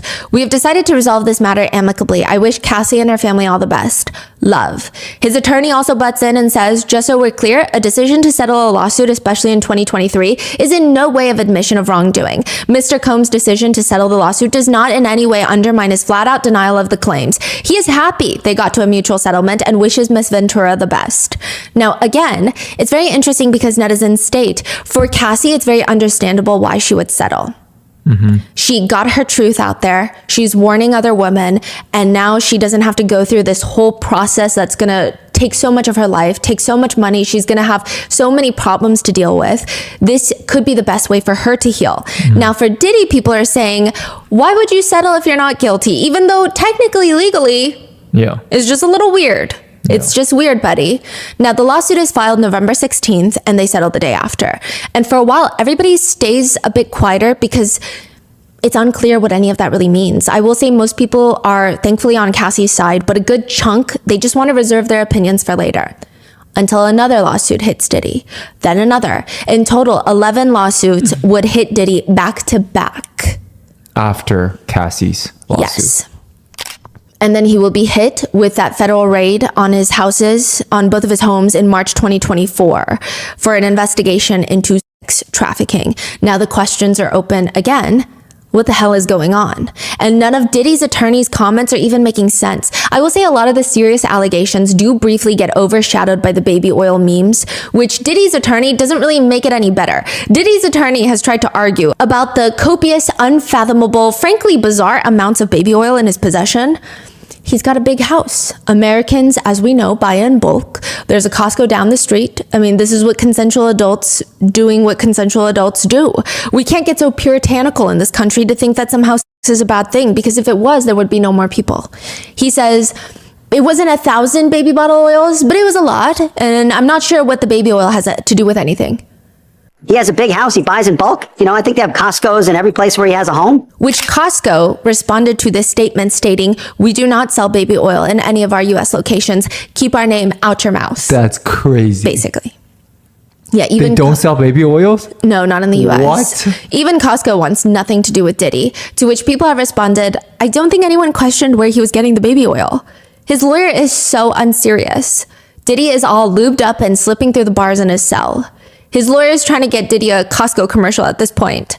Now, side note, the cost of baby oil, like we said, is probably like $10,000 for 1,000 bottles, but it's going to cost Diddy a lot more. Cassie alleges in her lawsuit that Diddy would instruct her to pour excessive amounts of oil all over herself. And once, in a 2013 incident at the Intercontinental Hotel in New York City, he was charged tens of thousands of dollars in damages by the hotel after an FO. It's unclear if it's a direct cause of the baby oil, but I'm sure baby oil is not easy to clean. But perhaps it is, I don't know, because for months, nothing happens to Diddy. He gets sued in November 2023. His homes are raided March 2024. He will not get arrested until September 2024. For 5 months, he is free and he is showing off that freedom. He posts videos of himself standing by the ocean, staring down a tropical storm. His arms are outstretched to a pastor's voice saying, not hysterical, not frantic, not anxious, not fretful, but steady in the storm. I'm free as a motherfucker. He also goes whitewater rafting with his friends, and it seems like he's living the life because at this point, his lawsuit is settled. The feds raided his house and have nothing. That means maybe they have nothing on him. He's free to go on his yachts, go on his plane, and he's always denied the allegations against him. If he really were that bad, he would have been arrested, right? And of course, naturally, people just want to hate on Cassie, believing that her lawsuit was a money grab. One netizen comments, she had the option to leave. She participated in her own misery. If a man puts his hands on you, just go, which is insane. Another comment reads, she knew about all the freak-offs and didn't say anything for over a decade. Someone else comments, some women are willing to endure abuse for money. If she could do it all over again and get the money, I believe she would still be with Puff. She left Ryan Leslie, a handsome musical genius, for Diddy. Such a gold digger move. Not sure why she gets so much sympathy. She outed him for money, not justice. Wow. Another comment reads, some women pretend to be into all that freaky stuff to keep a man. She was always receiving money, gifts, and a lifestyle most people will never live. She decided at the time it was a good idea, and then she grew up and realized how nasty the whole thing was and wanted out. I don't think Diddy made her do something she didn't want to do at the time. It was fun until it wasn't. Some allege that she might have put her hands on him first because, quote, some women like to do that. They like to put their hands on a man just to see what that man will do. Insinuating that Cassie was violent first. What on earth is going on right now? Thankfully, this is the smaller group of netizens, but there's also a guy named Boozy, and he's a rapper, but I think he's just a certified hater. He states this about Cassie and the freak-offs. Either she was traumatized by what she went through, she was sick and she was hurt, or she loved every minute of it. Either she was traumatized, she was sick and hurt, or she loved every minute of it. What kind of... A lot of comments point out, aside from her getting a settlement, which, what's wrong with that? Okay, they comment, he never planned music for her. It's like he signed her just to date her. He had bad intentions from the get-go because he mentioned that the world would love her music, but she barely got to create music and music videos. They also state that there's a lot of people backing Cassie's story. Cassie's alleged former makeup artist has since gone on to CNN to allege that she was privy to an incident in 2010 where Diddy beat Cassie in a hotel room. She remembers being so scared. She starts packing Cassie's things, gets her out of there, brings her to her home, but they were too scared to call the police. Roger Bonds, who claims to be a former bodyguard for Diddy, that he was also listed in the lawsuit, states that he believes Cassie 1,000%. He alleges he himself has seen Diddy put his hands on Cassie. He states, quote, if Cassie was talking to somebody else, he would lose his mind. He also confirmed sometimes he would just leave her places and not come back for her. Like, remember, she alleged he would just leave her in New York City, just stop on the side of the road after beating her and then push her out the car? In addition to that, he alleges everybody was afraid of Puff. A lot of people knew what was going on, but nobody said anything. Nobody said nothing. I'm glad she's speaking her truth. I hope she gets justice.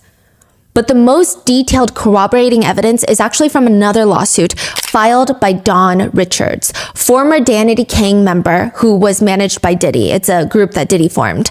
There were lots of allegations in her lawsuit that we're going to get to in part 3, but the ones pertaining to Cassie said she saw Diddy beating, choking, punching, slapping, and throwing things at Cassie. She said one time she saw Cassie making eggs for him for breakfast. Diddy comes barreling down the stairs, pissed off, high on drugs, or at least he looked like he was high on drugs, according to Dawn's version of events. She claims he starts screaming, I've been asking you for my shit. I can't stand you. You never do anything right. She claims he pushes Cassie against the wall, starts choking her before picking up the scalding hot pan of eggs and throwing it at her, causing her to fall into the ground into a fetal position. Diddy isn't done though. He keeps cursing at Cassie and allegedly dragging her up the stairs. Another incident, she allegedly saw Diddy attack Cassie in a van, grabbing her by the neck, dragging her out of the van into the grass, choking her while yelling, "You're gonna get fucked up today." Dawn's lawsuit states, in another instance, Mr. Combs punched Miss Ventura in the face in the bathroom of a party in LA. Frequently, when Miss Ventura attempted to voice an opinion or stand up to Mr. Combs, he would strike her or wrap his hands around her throat and choke her. She also alleges that they would be out to dinner with other high-profile celebrity guests. She names them in the lawsuit. She once saw Diddy hiss at Cassie at the dinner table and forcibly punch her in the stomach so hard she doubled over and started crying. One of the other women escorted Cassie out of the restaurant, and Diddy stayed to keep socializing. According to the lawsuit, whenever Dawn tried to step up and help or de-escalate, Diddy would threaten Dawn, saying, allegedly he would say, "This is normal. This was just a lover's argument. This is what love is. I'm giving you an opportunity. If you want to make it, shut your mouth. If you say anything, there will be consequences. Y'all bitches don't get in my relationship. Don't tell my bitch what she needs to be doing. Just make money and shut the fuck up. I end artists. I shelve careers. You could go missing. You bitches want to die today? You want to die today? I make N-words go missing. I end people."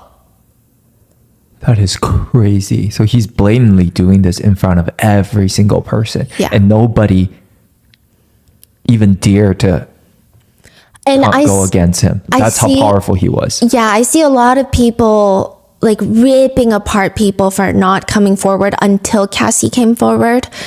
And I don't know. What are your thoughts on it? I see people ripping them apart. I see other people arguing with them saying, you just don't get it. Like, it's not, people aren't believed anyway to begin with. And to go up against Diddy is just the amount of funds he has.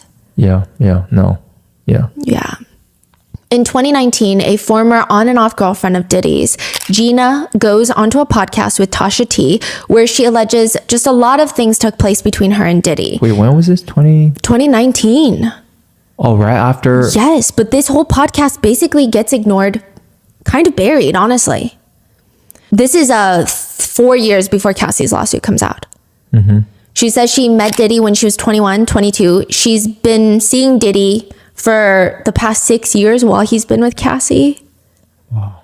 He's double her age at this point, but they start dating. And according to the timeline, Gina starts dating Diddy around the time that he's dating Cassie. She even alleges in the interview that Cassie did reach out to her a few times to tell her to leave Diddy alone. But she states that Cassie was always nice, never called her any names or anything. She even states in the interview that the last time she spoke with Cassie, Cassie reached out to her and she said, she called me at 4 a.m. Cassie did, and was like, hey, I just had a dream and I just wanted to call you and tell you I don't hate you. I don't have bad blood. I don't have anything towards you or anything like that.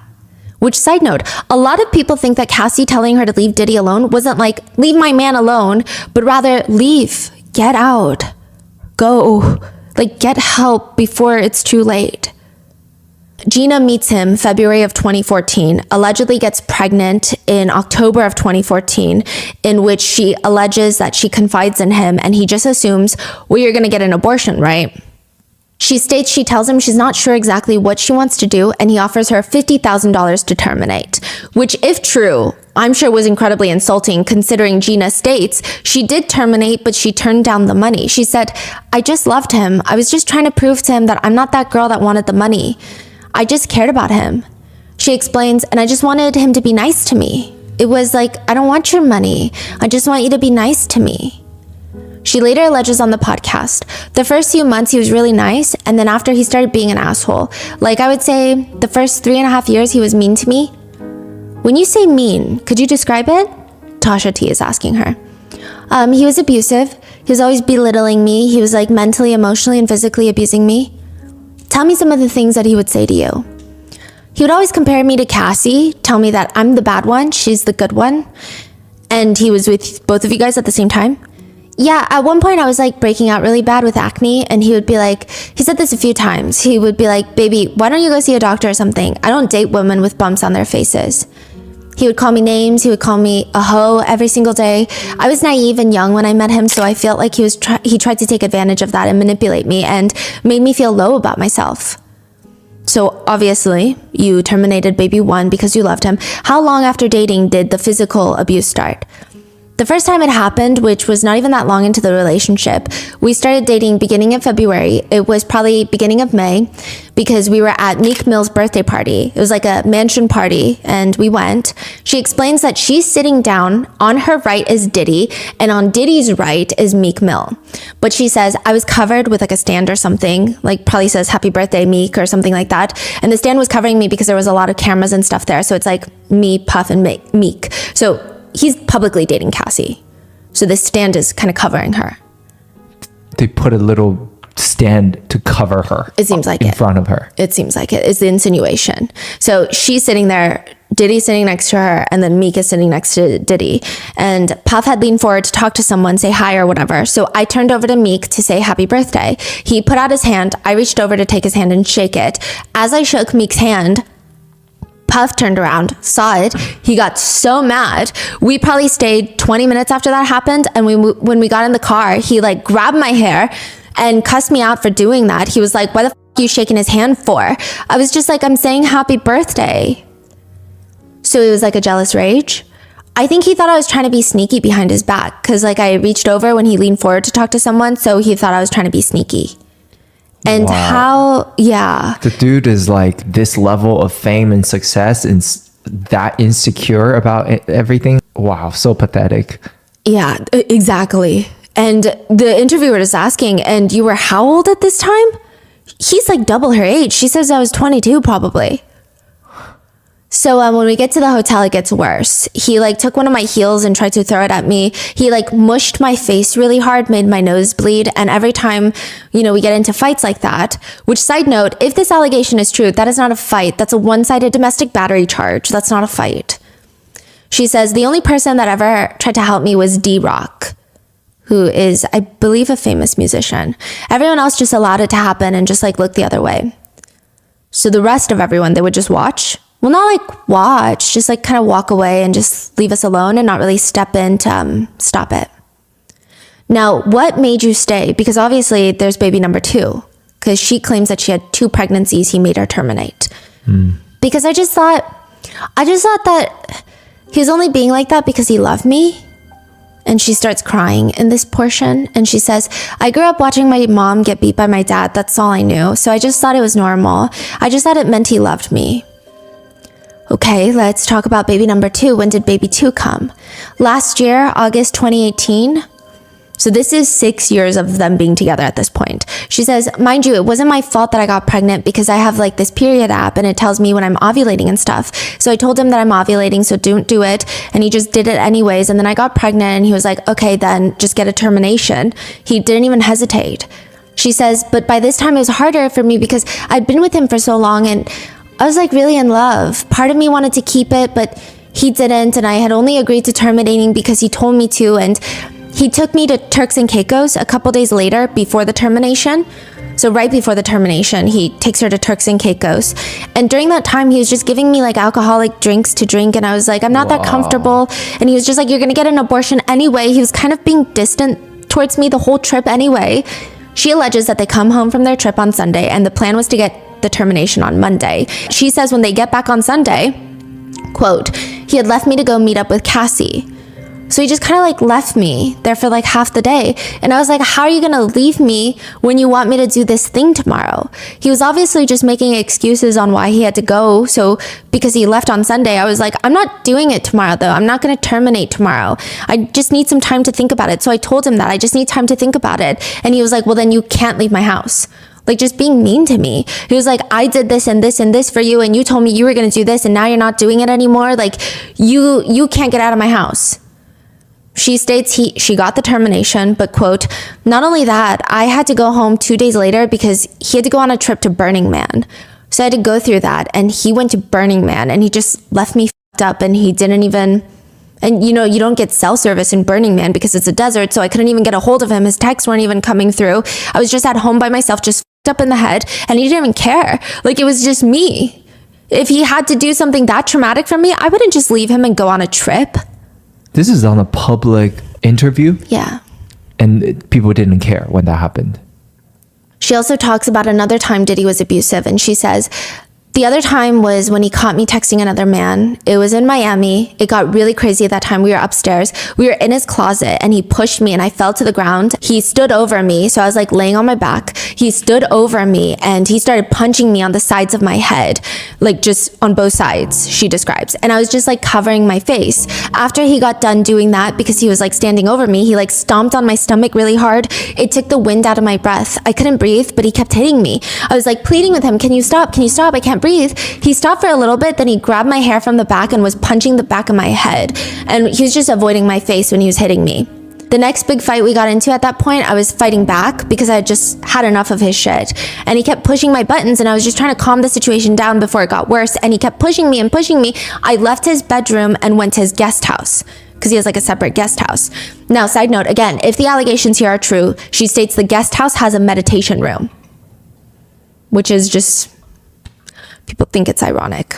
He followed me there and he continued talking shit to me and I just got to the point where I was just so angry and I took a bottle of De Leon tequila, smashed it on the ground, and he was like, you did that bitch at my house with my kids here? I ran out of the meditation room. He chased after me, pushed me onto the ground outside, took my hair and was dragging me across the grass with my hair. After that, a couple hours later, it was the weekend, so we had people coming over and he just acted like nothing happened. He was dancing, laughing, talking to me like we didn't just get into a physical fight. It was always a push and pull with him. He wanted to pull me close to him and push me away at the same time, which confused me and it just hurts. She also alleges that he was cheating quite a bit throughout all of this. He would just tell her that it's just her and Cassie, but she always found him texting other people. She claims that his nanny even texted him naked photos.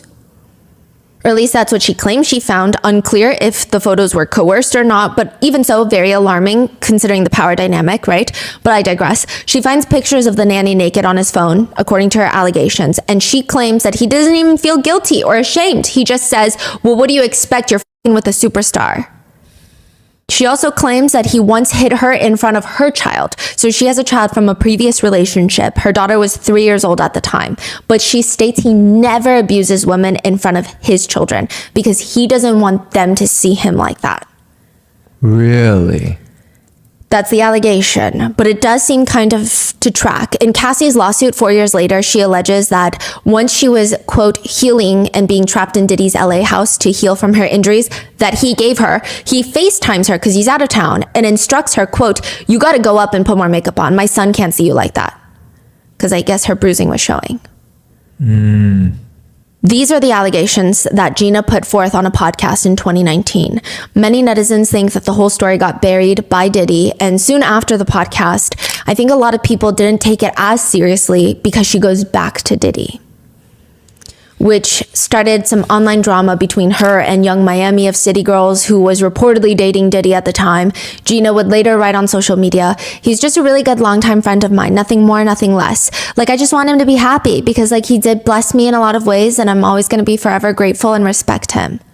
Which, just to clarify, this is not to say that what she said was not the truth, which I'm not saying it is or not. These are her allegations.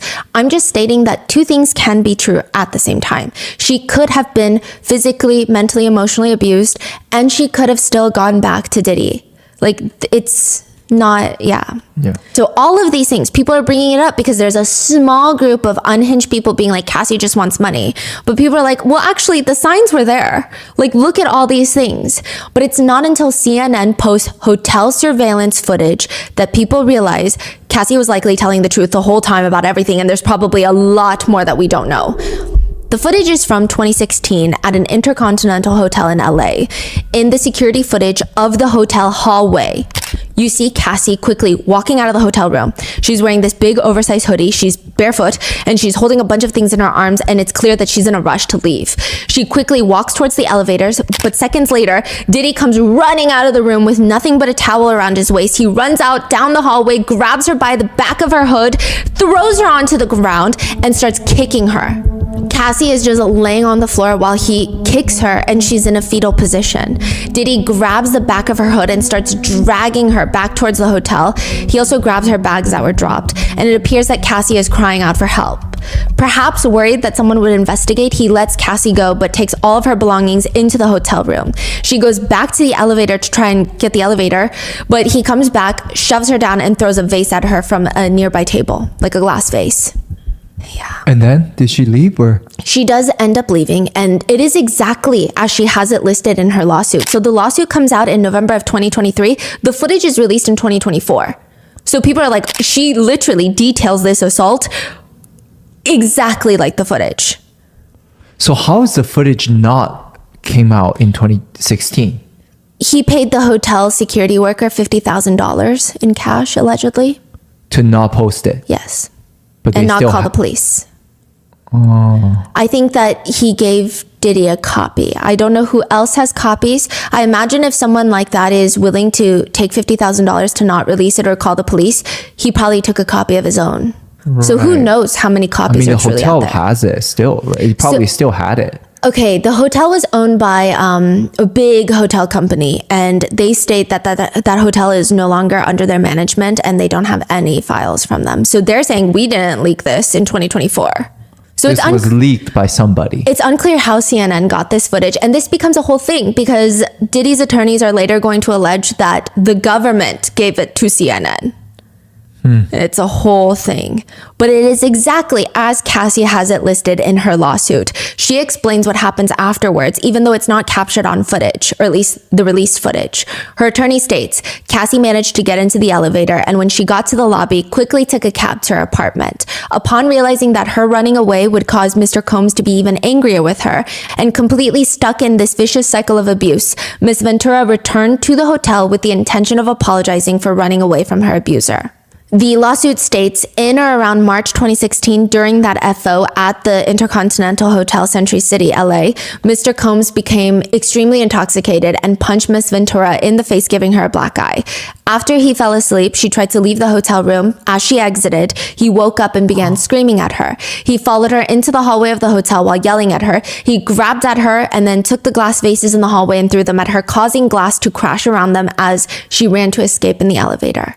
So I feel like the lawsuit doesn't even really describe it, how bad it is. I'm not saying it's intentionally downplayed, but it almost downplays it compared to the footage. So think about everything else that's downplayed. Exactly. So with the video being released, Cassie's attorney made a statement stating, "The gut-wrenching video has only further confirmed the disturbing and predatory behavior of Mr. Combs. Words cannot express the courage and fortitude that Ms. Ventura has shown in coming forward to bring this to light." Once this footage is leaked, all these other clips start going viral. I think people are trying to see if they could have seen the clues. The Met Gala interview from 2015 has gone viral. And at the time, nobody really noticed, but Diddy and Cassie are being interviewed by Andre Talley, and she walks up to shake his hand. Diddy gives her the most insane death glare, and then very aggressively wraps his arm around her waist and pulls her in. And her whole body seems to tense. Thank you so much. Thank you so much. I can't wait to see 3 a.m. He does not seem happy at all during the interview and even puts his hand on the interviewer's shoulder in a comforting way, but it feels slightly threatening in hindsight. One netizen comments, "He snatched her waist and I also saw the way he looked at her. This is pure control. If she stayed with him any longer, she might not be alive to tell anyone or file a civil lawsuit." The look he gave her for even shaking another man's hand, Diddy is gonna have plenty of more women coming out of the woodwork. He's a monster. Then in 2017, they're back at the Met Gala. They're interviewed by Andre again, and it appears that she's reaching her hand out to shake his hand but pulls back awkwardly while he appreciates her dress. She seems incredibly reserved this time. Like she doesn't even want anyone to focus on her or her dress. And in comparison to the last Met Gala, where she approached Andre, shook his hand, this time she just waits in the back for Diddy to almost let her walk up and show off her dress. Hardest working man in showbiz. Is this your avant-garde moment? Yeah. This is it. This is fearlessness. This is it. The next Met Gala clip that goes viral is the next year, 2018, the year they break up. The theme is heavenly bodies, fashion, and the Catholic imagination. So Liza Koshy was asking each attendee the same question. Is there anything you'd like to confess tonight? Playing into the theme. But when she asks Cassie, a lot of netizens have pointed out, Diddy gives her a death glare once again. She stammers for about half a second before putting her hands into a prayer and saying, "I keep everything here, right here, or right here." And she points at herself and Diddy. She says she keep everything right here between him and her and Diddy. Yeah, or like her and prayers, God, I guess. But it's just the way that Diddy looks at her when they ask this question and the way that she it seems that she appears nervous and stressed about the question. Confess tonight before you go in. I keep everything right here. There you go. Or right here. There you go. That's One comment reads, when she asks Cassie if there's anything she wants to confess, Diddy is giving Cassie the death stare and Cassie hesitates, as if she's afraid to respond with the wrong thing. It's sad to see that she was that scared. Others have pointed out that Diddy is standing there in all white with crosses on while she's going through the most demonic shit. Even after the breakup went public, Diddy posts on Instagram a screenshot of the Michael Jackson song, "The Lady in My Life," and he captions it, "If anyone sees Cassie this weekend, please tell her to listen to this song 100 times. Now, some people believe there are theories that maybe this was a song played during freak-offs or something that's not actually meaningful. Notable lyrics include 2 hearts and a beat of ecstasy, come to me girl and I will keep you warm, stay with me, I want you to stay with me, I need you by my side, don't you go nowhere.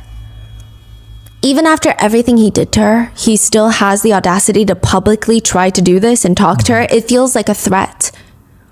Another friend of Cassie's comes out to state that Diddy gave Cassie a black eye the night before her Perfect movie premiere in 2016, where she's the main female lead, which has everyone digging up those clips again. And in an interview at the premiere for that movie, an interviewer makes this kind of normal statement where she says, you and Terrence, your your co-star, the male lead, the love interest in the movie, I mean, you guys were definitely believable. No, we're friends at the end of the day, and that is very awkward when you're just friends with somebody and you're not in love, but... Netizens have commented that you can see bruising on her face while she's answering these questions. It's unclear if it's the lighting or if there are bruises there, but others have also pointed out how she answered the question by the interviewer. They think it's just odd. Now, side note, in another interview, Cassie talks about how Terrence, her co-star, was nervous for their slightly scene in the movie because, quote, he was super nervous because he knows Puff, and I think they had a conversation and Puff was just like, make it believable. It's awkward as hell when you're not in love with somebody and you have to do something like that. The interviewer jokes that perhaps Terrence messed up the scene on purpose so he could redo it all over again. And to which Cassie's co-star, another female guest that was on this podcast, she responds, "Don't get Terrence hurt now." And I think it was all a joke, but it's all people are bringing up in hindsight. A lot of netizens have also pointed out that it's kind of strange that Cassie has to keep mentioning to the world that it's uncomfortable doing these scenes with someone you're not in love with. I mean, that's acting. It's nothing new. Yeah. Some believe it's a reference to the freak-offs that she did not want. Like, you don't want to do this with people you're not in love with. Others believe it's her desperately trying to tame the very violent, very jealous Diddy because she's scared for her safety. Or maybe even Terrence's safety and his car. In another interview for the same movie, which was released a year or two before their final breakup, the interviewer asks her if she thinks it's okay to keep a relationship a secret. I mean, it depends on where the relationship goes. If it's something that you didn't want to share and it's your secret, it's your secret. I do believe in karma if you're hurting people, but... In another interview about the same movie, she's asked about how she feels about Diddy being at the premiere, watching her and Terrence because they have scenes. They say your boyfriend's going to sit down next to you and you and Terrence are. What does that feel like? It's work. It feels, obviously there's a little bit of anxiety with that, but Terrence is a good friend of mine and, Puff has been so understanding with everything, so it's good. But people have said it feels a little odd in hindsight. Not that the interviewer's question was odd, but just in hindsight of Diddy watching the freak-offs and the same thing with the movie. She's asked about her boyfriend Diddy as well. What makes you guys work? She responds, I think that what makes any relationship work, if it's working, just not talking about it too much, just keeping it close to your heart. That feels like has a lot of dual meanings. Yes, because people are saying if it's working, not talking too much. Others have just pointed to another interview to show how much power Diddy has in the industry. The interviewer says, look, there's no way around it. You're Diddy's girlfriend. He's a marquee name. He's one of the richest guys in our culture, hip hop, richest guy in the world, honestly, one of them. And I'm sure you being your own person, it's pretty hard to navigate a relationship with someone like Diddy. Cassie does state it's hard because nobody associates her with music anymore, but more so just Diddy's girlfriend. But she still has that core group of fans that are just asking for more and more music, and it's difficult because, she loves music and she's working on it. People have also taken apart a video Cassie uploaded, a music video released 1 year before their breakup. It's titled Cassie, a short film where she alludes to a toxic relationship and she says he's like an aggravating high, like the high you want to go away, but you never want to go away. It creeps up on you, has you do some crazy shit you would never do, and then it leaves you in the middle of the night. In it, she has a line that says, I just want to be free. And in the end of the short film, she drives off from the toxic relationship by herself, and she's standing in the desert with her arms outstretched, to which people allude and think it's her spreading her wings. She does state in an interview that this short film was really important for her because she was involved in every creative aspect of it. Furthermore, because hindsight is 2020 and eye-opening, a lot of people have pointed to the fact that it's crazy how nobody knew what was going on behind closed doors, because after their final breakup, there was a whole TV segment on whether or not Cassie should go back to Diddy. People were commenting about how they break up every single year and it seems like Cassie is just really looking for that ring. She wants to get married. They also state that Diddy is posting on Instagram about how much he wants her back and it's so romantic. Again, they clearly don't know what's going on behind closed doors, but a lot of people have pointed out just to say, we truly don't know the private lives of these celebrities. Even other celebrities don't know sometimes. But all these clips start getting brought back up and making its rounds online. Oh, along with a picture that has been circulating that's rumored to be Cassie wearing sunglasses. And she has a busted forehead, busted lip. This is while she's dating Diddy. But she said that Dubai was crazy. Like her trip to Dubai was crazy. And it was quickly deleted from her Instagram. What does that mean, Dubai is crazy? I think she was insinuating she tripped and got hurt, or it was just so crazy. She was drunk and... she was having too much fun, but a lot of people think that it was the abuse. And this was her way of trying to maybe even test the waters and hope that people would be like, oh my gosh, wait a minute, is she being hit or something? Now, all these clips, they start being brought back up and making its rounds online, including the interrogation of Jonathan Odie, the man from the Trump Hotel who claims to have been a for Diddy because he was saying everything about the freak-offs before Cassie's lawsuit. Who is this guy? He is a It seems that a lot of netizens believe he has association with Diddy and Cassie. He likely was a worker that engaged in the freak-offs. He likely was paid off. Some people think that maybe he tried to blackmail Diddy for money. Some people think that Diddy hired PIs to follow him. And it just kick-started this paranoia in probably an already slightly unwell mind. And it spiraled into him creating all these crazy conspiracies to make sense of everything. Yeah. Okay. And I'm sure the drug usage didn't help. Many netizens believe that he was telling the truth. They comment, 2018, this man is crazy. 2024, wow, he was telling the truth. Another comments, this is why I don't write people off as crazy immediately. This guy had no reason to lie, and his story from 6 years ago is consistent with what we're hearing today. Another reads, this is why I get mad when people ask victims, why did you wait until now to say something? People have been saying something for many years and they were called crazy, ignored, not believed, and nothing was done about it. That man has gotten away with destruction for years because of this. I believe every word Jonathan has said. Some just comment, what if those bottles of baby oil are laced with liquid cocaine? Others state, yeah, he might have been saying some unhinged things about like the government and stuff, but who knows if that's even true, right? Maybe. But some parts must be true, and perhaps he lost his mind because of the incidents involving Diddy. I don't think he's a nutbag. I think he went into a state of psychosis triggered by drugs, and he was paranoid because of Puff Daddy's handlers were following him, harassing him, and threatening him. Others don't believe a single thing Jonathan says. They say lies on top of lies on top of lies. Diddy does officially come out to respond to the hotel footage that was revealed by CNN. He states now in a since deleted Instagram video, remember, this man goes from, these are baseless, outrageous lies, to, it's so difficult to reflect on the darkest times in your life. Sometimes you gotta do that. I was fucked up. I hit rock bottom. But I make no excuses. My behavior on that video is inexcusable. I take full responsibility for my actions in that video. Disgusted. I was disgusted then when I did it, I'm disgusted now. I went and I sought out professional help.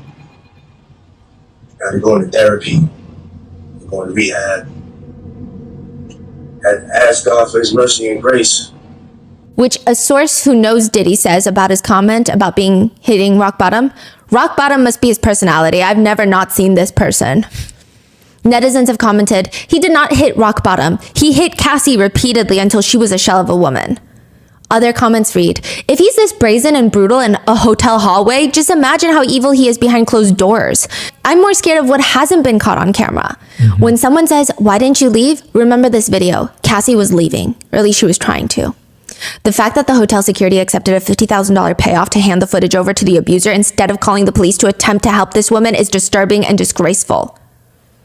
Others just point out, wait, weeks ago he said the accusers were liars and now this video gets dropped and he takes full responsibility. Others just ominously write, you can apologize and you can repent, but the crime you committed, you still have to pay for it. Additionally, in a since taken down Instagram post, Misa Hilton, one of the mothers of Diddy's children, she's the mother of 30-year-old Justin Combs. She's actually known Diddy since she was a teenager. Yeah, she addresses the footage. She says, I am heartbroken that Cassie must relive the horror of her abuse, and my heart goes out to her. I know exactly how she feels, and through my empathy, it has triggered my own trauma. He needs help, and I am praying that he truly does the personal work and receives it. Some netizens thought the statement was interesting. It seems like she's being careful with her words to not land herself in legal trouble, but netizens have also pointed out the fact that she said she's reliving her own trauma. Is that trauma that she had with other people or with Diddy? He needs to work on himself. Some interpret it as he needs to learn and grow from this, which could be interpreted as casual downplaying of a violent incident, or it could mean like lock him up in a psych ward. He needs help. Like we got to do something. Tiffany Red, the friend who corroborated Cassie's version of events the night of the 29th birthday, states to Diddy, your abuse of power has inflicted ongoing harm on countless individuals, including myself, my friends, and my peers. You are a literal pillar in Black music. So many of us looked up to you. This moment hurts for us too, but no one deserves to endure all of this. It's not right. You're hurting the very Black and brown people you say you love and support. It pains me to write this letter to you, Diddy, as a Black woman, but when will this cycle of abuse stop? It has to stop. Cassie's attorney states, Combs' most recent statement is more about himself than the many people he has hurt. When Cassie and multiple other people have come forward, he denied everything and suggested that his victims were looking for a payday. Then, he was only compelled to apologize once his repeated denials were proven false, and that shows his pathetic desperation, and no one will be swayed by his disingenuous words. The Tiffany Red's message to Diddy, is that like you say she wrote a letter? An open letter to Rolling Stone, because at that point, there were some people that were not really believing Cassie, or believing, yeah, well, you're only saying that now because you want money. Got it. Okay. Yeah. Oh, and Tiffany Red said she's scared for her life. Yeah. When she wrote that? When she wrote that, she also stated that in some of the lawsuit verbiage, it's very clear that Tiffany Red is the friend that's cooperating for Cassie. So it seems like she actually went public also for safety. Right. So just so everyone knows that she's also a target, could be. She said she doesn't go outside now. She's stopped making music. I mean, this has completely ruined her life. Yeah. Cassie has also made her only public statement since her lawsuit about the matter. She writes, "The outpouring of love has created a place for my younger self to settle and feel safe now. But this is only the beginning. Domestic violence is the issue. It broke me down to someone I never thought I would become. With a lot of hard work, I'm better today, but I will always be recovering from my past. My only ask is that everyone open your heart to believing victims the first time. It takes a lot of heart to tell the truth out of a situation that you were powerless in. I offer my hand to those who are still living in fear. Reach out to your people. Don't cut them off. No one should carry this weight alone. The healing journey is never ending, but this support means everything to me. Thank you. Love always, Cassie." Her husband, Alex Fine, posted to Instagram, "A letter to women and children. Men who hit women aren't men. Men who enable it and protect those aren't men.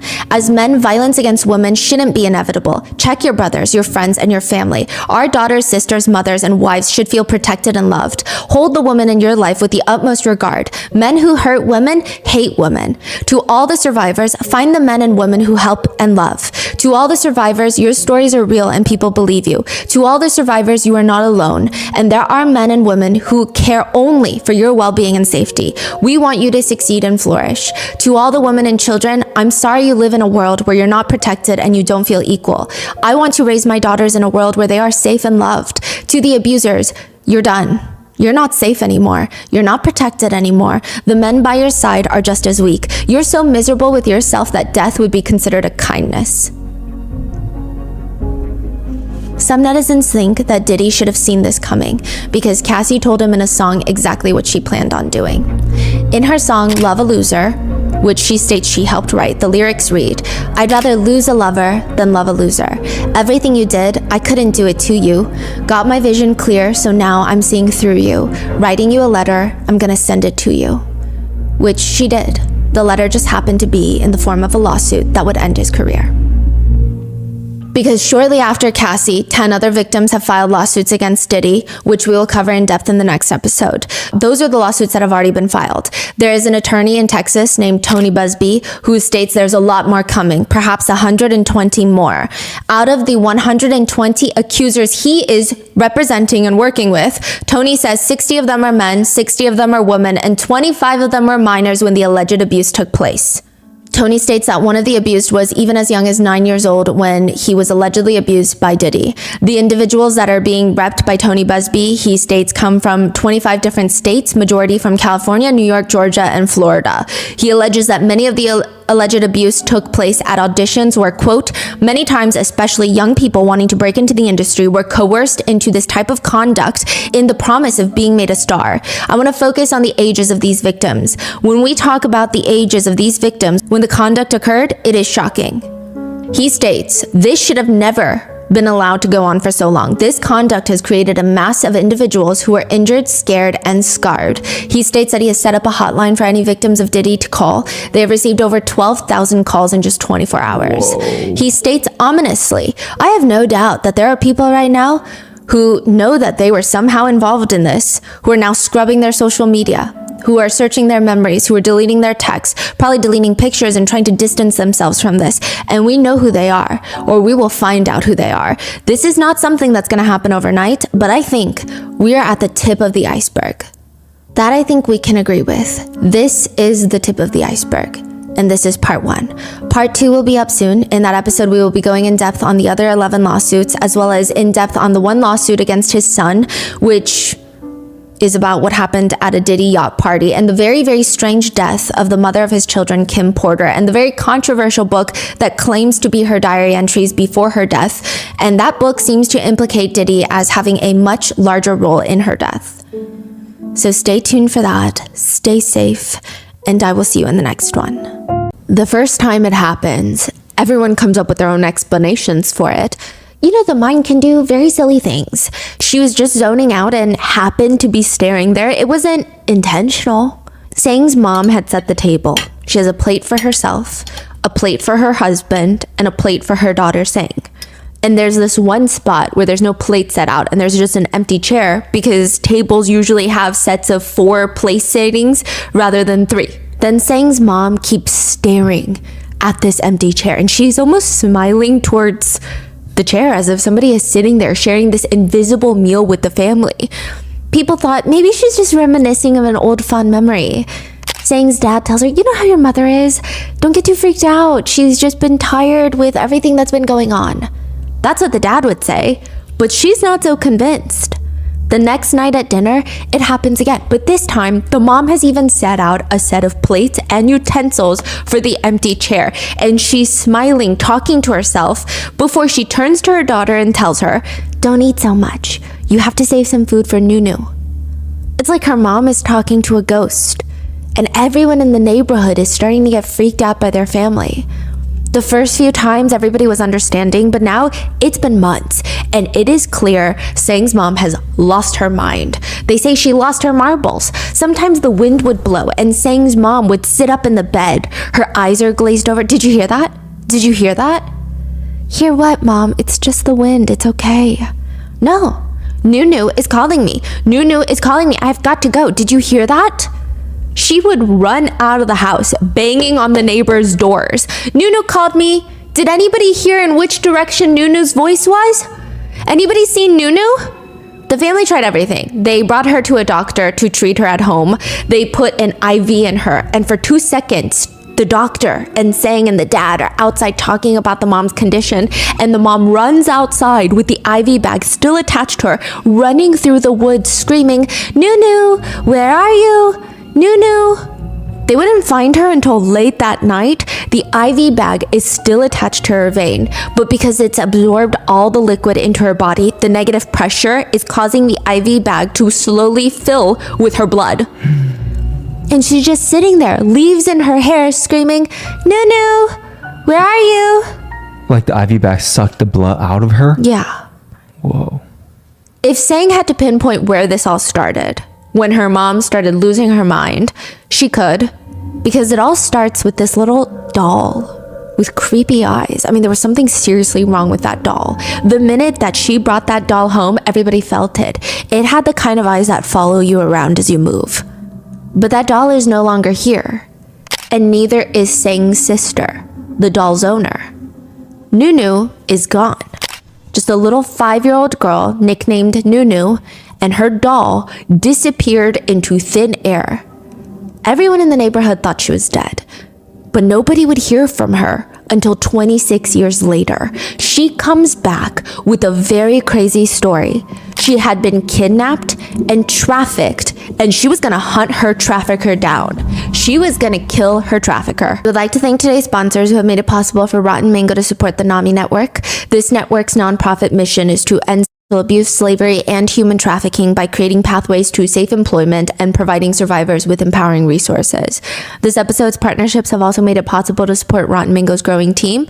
We would also like to thank you guys for your continued support as we work on our mission to be worthy advocates. As always, full show notes are available at rottenmangopodcast.com. A few disclaimers for this case. There are heavy mentions of sexual abuse, human trafficking. please take care of yourselves. And if you need a break, we'll see you in the next one. We also worked with our Chinese translators on this, but please let us know if anything is mistranslated, miscommunicated, or anything that we missed down in the comments. As well as Nunu published a book on her first-hand account on everything that's happened. It's called A Path Blooming with Flower. Our Chinese researchers read it to help gather the data for this case, so most of the in-depth descriptions of events are thanks to her book. She was really able to convey the feeling of these very intense moments and how she reacted, and even recall all these small details that help build this picture of everything that's led to this. So with that being said, let's get started. July 14th, 2023. It's kind of a strange day. Everybody is gathered in this big, giant room, and they're all hoping, God willing, fingers crossed, okay, that the 61-year-old lady croaks and dies. They are gathered here today to hope that this 61-year-old senior citizen plops dead. They hope that they put her in the van and just kill her. Listen, that's what people are saying and wishing for. That's not what I'm saying. It's just not exactly what you would call normal. But 61-year-old Hua is not normal. She's got this skeletal frame, to put it lightly. She resembles an anatomically correct medical skeleton wearing clothes. Her shoulder bones look like they're gonna break through her thin white shirt. And even though it's summer, she's so old and frail that she just looks cold. If you know nothing about this woman, but you know that this entire room wants her to die, you might think that everybody else is the problem. How could they possibly wish ill health on this nice old little lady? She probably can't even see well. But then, this old lady looks up at the 31-year-old woman on the stand, and there is something about her beady little eyes. Her eyelids are drooping, which is a natural inconvenience that comes with aging. The look that she's giving the 31-year-old woman on the stand, it's a death glare. And then she picks up her hand, points a bony little finger at her, and spits, "You're a liar."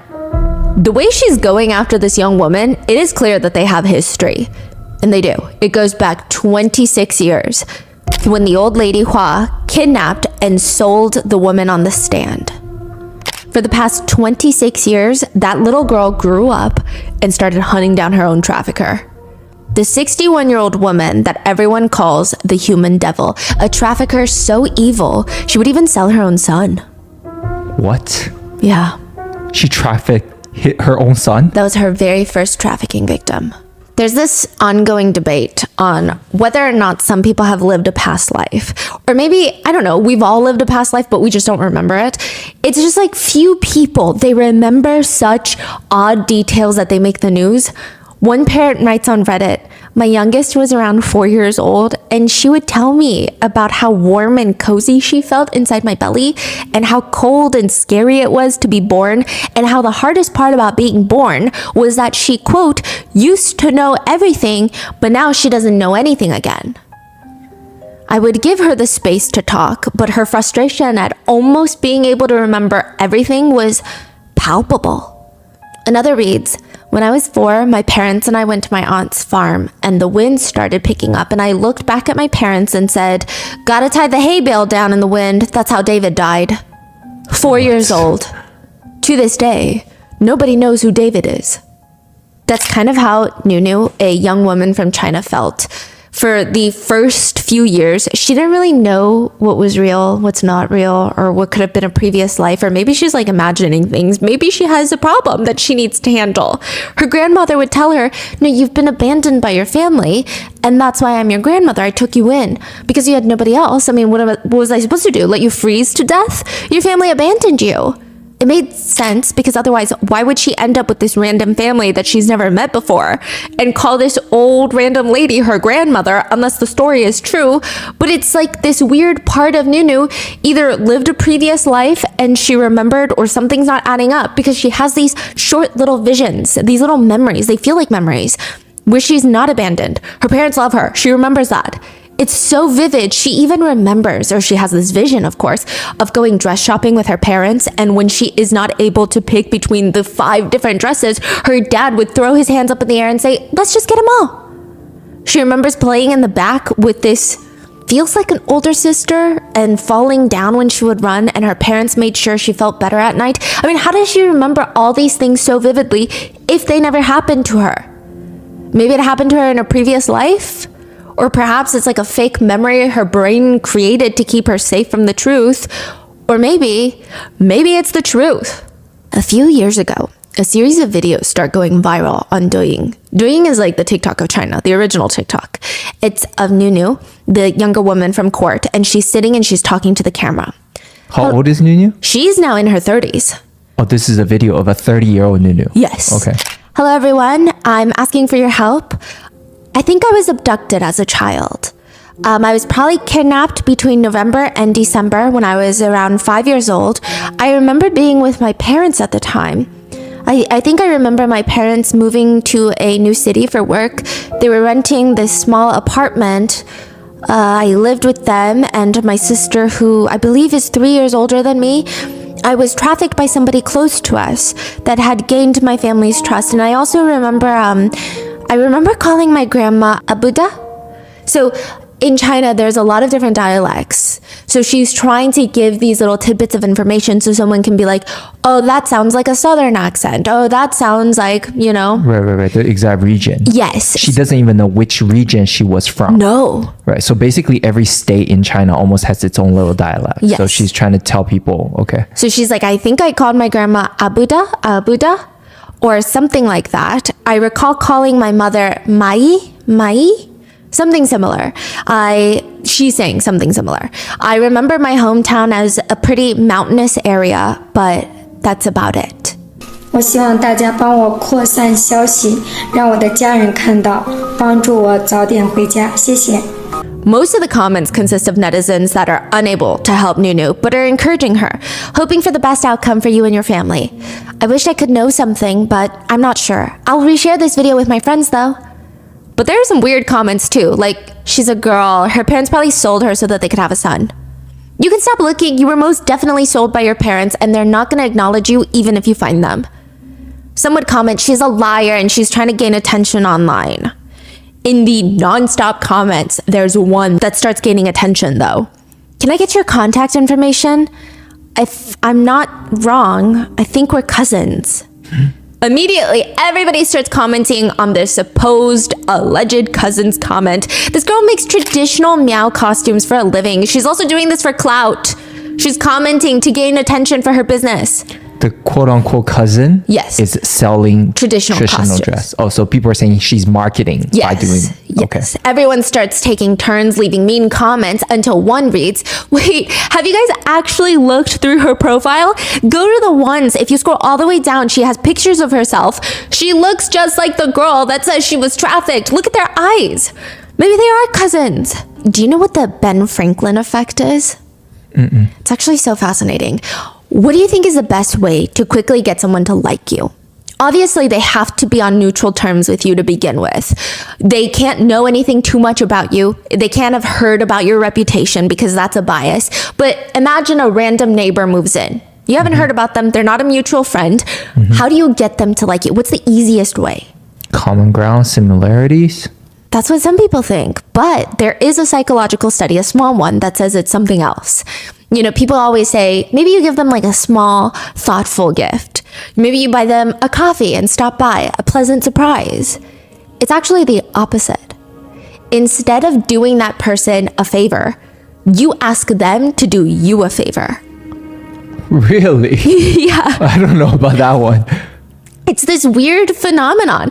If you do a person a favor, you expect that they will like you more, right? But research shows it's actually the opposite. If you do someone a favor, you tend to like them more, even though you're the one that inconvenienced yourself to do a favor. Now, the favor can't be a big favor. It can't be, hi, can you sell your house and give me all your money? It must be like, oh my gosh, could I borrow that book? I've been wanting to read that book for months now and it's been sold out. Can I borrow some salt? Like something so small? Yes. And there is this strange human bias that we rationalize our decisions as being logical. So in our minds, we like to believe we're all logical creatures and we logic ourselves into thinking, I did them a favor because I like them. Otherwise, why would I do them a favor? Yeah. And then on top of that, you feel good about yourself. It's so interesting. There's a subtle self-consciousness of if somebody else does you a favor, you feel slightly indebted to them, which makes you just the tiniest bit uncomfortable every time you run into them. Because it's, oh, I got to thank them again for this. Oh, I should buy them cookies. Oh, I forgot cookies from the store. Okay, next time I got to remember, I got to buy them cookies to thank them. However, if you do someone a favor, you feel good about yourself and you already feel a sense of closeness. And every time you see them, they're like, oh my gosh, I was meaning to buy you cookies. You say, don't even worry about it. I don't need cookies. Nunu's family is on the second floor of the apartment building. And it's 5-year-old Nunu, her 8-year-old sister Sang, and her parents. They have new neighbors that just moved in. Now, there's a few ways that this could play out. One, you go and you introduce yourself and you bring them a basket of baked goods. Or 2, you just wait to never see them, and then you see them in the hallway and you act like you're super busy and try to ignore them and keep distance from your neighbors. Or you play with psychology. You play with the Ben Franklin effect. Nunu's family hears a knock on the door. Hi, I'm so sorry. We just moved in next door. My husband and our daughter. Oh, hi. My daughter's about like the same age as your daughter, the little girl. Yeah, they should play sometime. But I have a small little favor. We haven't finished unpacking yet, and we just ordered food. They didn't include utensils. Could we borrow just like 2 sets of utensils just for the night? Nunu's parents give them a few sets of utensils, one for each of the 3, mom, dad, and daughter, their new neighbors. And the next day, the neighbors bring them over completely washed, and just like that, trust is built. So for the next few weeks, every time the girls run into the family, they would wave, say hello, hi auntie, hi uncle, until Nunu makes the grave mistake of a very bad trade. Nunu is playing with the next door neighbor's kid. So they have a kid? They do, yes. Like a son? A daughter. A daughter. About Nunu's age. And Nunu has a pair of rollerblades. The girl next door has this creepy little doll, okay? I mean, it's kind of cute. Maybe it could be cute. Perhaps, maybe, not really. But it just has these creepy little eyes that follow you, and the eyes look like they're moving. And somehow, Nunu gets convinced into making this trade, trading in her perfectly good roller skates for the creepy doll with the moving eyes. But now it's too late to go back on her word and ask for a trade back, because that goes against every single unspoken toddler trade rule. She can't do that. So Nunu decides, maybe I can just make the best of it. Maybe I could knit it an eye mask, or maybe it just needs a cute crocheted sweater in a bright pastel color to take the attention away from her creepy little eyes that are bulging out of her head. But that is neither here nor there. She goes next door to play with the little neighbor girl, and she's hanging out with the girl her age when the neighbor's mom, the new neighbor, she comes home. And she leans down, gets eye level with Nunu, and asks her, do you want to go shopping with me to get some snacks? Oh, no, I'm okay. I have to be home for dinner. Are you sure? We can get anything you want from the store. You sure there's nothing you want? Nunu takes a moment to think about it. Well, I did want some knitting needles to knit my doll a sweater. The neighbor agrees to buy her knitting supplies. She grabs the little 5-year-old Nunu's hands. She leaves her own daughter at home and starts walking towards the train station. I mean, to little 5-year-old Nunu, time perception is already skewed. 15 minutes on a train feels like 18 minutes, or perhaps even 30 minutes. Even then, Nunu senses something is so off about this whole train ride. It stretches from 15 to 30 to an hour, and Nunu starts feeling anxious. She's sitting next to the window. The neighbor is sitting on the aisle seat of this nearly empty train car. She tries to get up to use the restroom, and the neighbor yanks her tiny little arm down all the way until she slams back into the hard train seat. She reaches over to the little girl, opens the window. The same neighbor that so nicely and politely returned the cutlery and waved in the hallways, she's opening the train window. This is in a smaller town, so it opens pretty wide. Not much safety precautions put in place on this specific train, and this was back in the day. If you try to get up and scream, or you even complain, I will throw you out the window without any hesitation.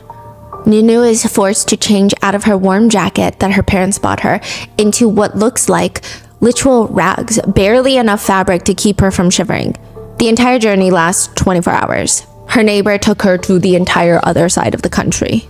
The entire train ride, Nunu is forbidden from using the restroom to the point where she urinates on her seat in her clothes. In response to that, the neighbor starts glancing around, making sure nobody is passing by, and then just starts beating Nunu. Nunu is sitting there soaked in her own urine, shivering in the cold without her winter jacket, confused on where she's being taken, and this is the start of 26 years without her family.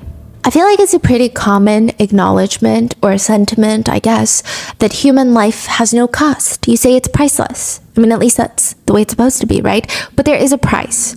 Children from various countries on the black market go anywhere between $45 to $25,000. Women and teenage girls anywhere between $2 to $12,000. Babies are $160 to $7,800. Just on average. Prices vary depending on country, region, gender, age, and the most depressing, virginity. Also, trafficking is going to fetch much higher prices than, let's say, someone wants to purchase a human for labor trafficking. The next vivid memory of Nunu is waiting in this random house. It's like a shed, middle of nowhere home with this middle-aged man listening to her female neighbor negotiate with strangers. I don't care that she's not a boy. She's still at least worth $500. The negotiations with strangers go back and forth in front of Nunu until it's determined, fine, she will be sold for a whopping $491.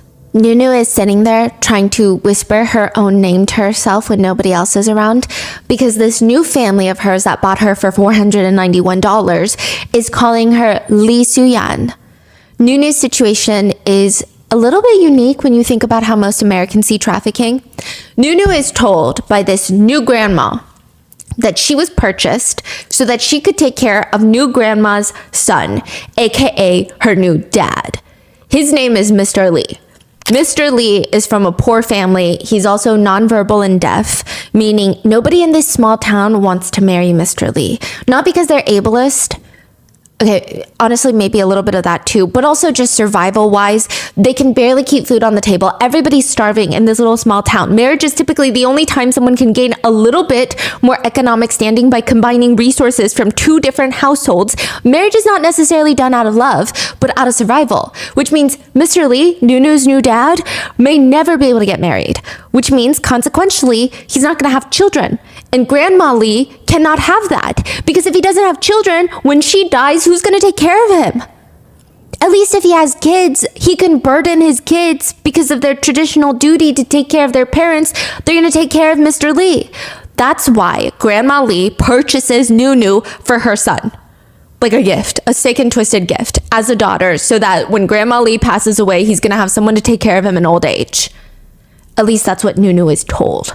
But everyone else in town, all the kids from school, are telling her something different. You know, your grandmother used your dad's money to buy you. He saved up hundreds of dollars working as the local shoe repairman. Do you know that he saved the money for a future wife? But since your grandmother bought you with it, don't you think that means something? Nunu is so confused what they're trying to imply here. One of her, quote, friends from school just tells her, he's kind of creepy. Your dad? He never says anything, he just stares. Be careful when you sleep. Don't sleep too deep. Nunu still doesn't understand what's being implied here, and eventually they tell her, my mom said that you were bought as a bride for your adoptive father. All the adults are worried that when you sleep, your stepfather is going to enter your room. Nunu still doesn't know what that means. She has no idea what it means to be somebody's bride. But from then on, she starts avoiding Mr. Lee. For a few years, she doesn't even get a good night's rest because she's so terrified Mr. Lee is going to walk in and do whatever they do to child brides. She's not even old enough to know. Even during summer, she would keep her jacket on, sweating through the night just in case. But Mr. Lee actually had different plans. He was very angry at his mom for purchasing this child. He wants to return Nunu to her family. But when he realizes that his mom is never going to listen to him, in his own way, he just tries protecting Nunu. He would see her sad, try to give her food, or sometimes he would sneak her $1, or like 1 renminbi, 1 yuan, and he motions for her to hide it in her shoe so grandmother can't see. Mr. Lee never saw Nunu as any sort of child bride. He slowly, in his own twisted way, started to see her as his child. And this is, in its own sick, weird way, the only other person that hated this situation as much as Nunu did. To the point where even after Nunu would leave the family home, they would keep in touch. But now, 26 years after being trafficked, Nunu has a phone number she's supposed to call of somebody that is claiming to be her cousin. It should be very exciting, but it's not that exciting. This is like the 9th cousin reaching out to her this week, which should feel like a family reunion, except none of them were her cousins. Who's to say this isn't another weirdo on the internet trying to gain some sick satisfaction and giving Nunu hope? And she finally makes the call. And the cousin starts explaining what happened in their family to see if things are lining up. My cousin, when she was kidnapped, she told her sister she was going to go buy knitting needles with the neighbor, and then she vanished. Nunu says in that moment, she couldn't even control her hands or her feet. They were just shaking nonstop. I mean, everything is matching up. The descriptions of her home, the family members, everything. I can ask your sister to call you if you'd like, Nunu. Would you like to speak with her? Nunu agrees and they hang up. And she says that every second from that moment forward feels like eternity. She's anxious. She's sitting on her bed. Her head is buzzing. It's on fire. She's clutching her phone, but also making sure she doesn't accidentally press a button that would reject the call that's coming through. And 5 minutes pass. It feels like 5 orbits around the sun and nothing. And then 15 minutes pass and still nothing. And finally, Nunu can't take it anymore. And she messages the cousin. She's crying at this point on her bed. Please don't lie to me. I've been searching for my family for years. If what you're saying is true, just tell my sister to call me as soon as possible. If this is all some sort of prank or a sick joke, please just tell me. I'm not going to be upset. Just don't lie to me, please. The only response that she gets back from her cousin is, quote, "We would never lie about such things." And then her phone rings. It's her sister. It had been 26 years. Nobody blames Nunu for the incoming interrogation. It is exactly what everybody else would have done. Sister, do you remember the time we played hide and seek and I fell? Of course I remember. It was me, you, and our youngest aunt. She was so worried. Who's asking who? Nunu is asking this supposed sister on the phone. Sister, we lived on the 2nd floor. Were the stairs too much for me to climb on my own since I was so young? We didn't have stairs. It was a really unique home. I've never seen it before. It had a slope up to the 2nd floor, not a flight of stairs in sight. This is it. This is her sister. Nunu knew it, but also now that it's confirmed, she starts getting a little frustrated. I'm so confused though. Why didn't you find me sooner? I've been looking for you for 26 years. Sister, I didn't know how. I didn't even go to school. Nunu cries to her. Wait, Nunu's sister didn't go to school? No. You'll see why soon. Nunu cries to her about how hard her life was and how hard she worked to never forget her own name. She only remembered because she had dreams of her parents calling her name, searching the mountains near their town. She was supposed to grow up with her sister, but instead her biggest freaking memory in life is working at the stupid ice cream factory and donating money to an earthquake fund. It was the only job Nunu could get after moving out of her quote-unquote adoptive family's house. And to call it a job is very generous. And she's telling all her sister, like, this whole story. She's barely paid. Most of the time, she couldn't even focus on work because she's starving at the ice cream factory. And that's not even her biggest problem. All the other girls in the factory are around her age, but they seemingly decided that they all have a disliking towards her for reasons unknown to Nunu. She would try so hard to befriend them, figure out how they're feeding themselves off this paycheck, okay? It's slim pickings. But all they would do is nod or shake their head, yes or no, and then move away from her. They would just crinkle their nose and stare at her feet. Finally, one of the girls tells her, maybe you should wear a new pair of socks tomorrow. When Nunu left her quote-unquote adoptive family's home, she just had one pair of socks. Her socks were naturally sweaty and stinky by the end of the long workday at the factory, but when she washed them at night, she didn't have a heater or a blow dryer or anything. She would hang dry them until the next morning, but they would never fully dry, which means they would be wet. And so her options were now either wear the wet and even stinkier socks, or just not wash the socks, or just keep wearing the same pair for at least a few days, right? And then go without them one day.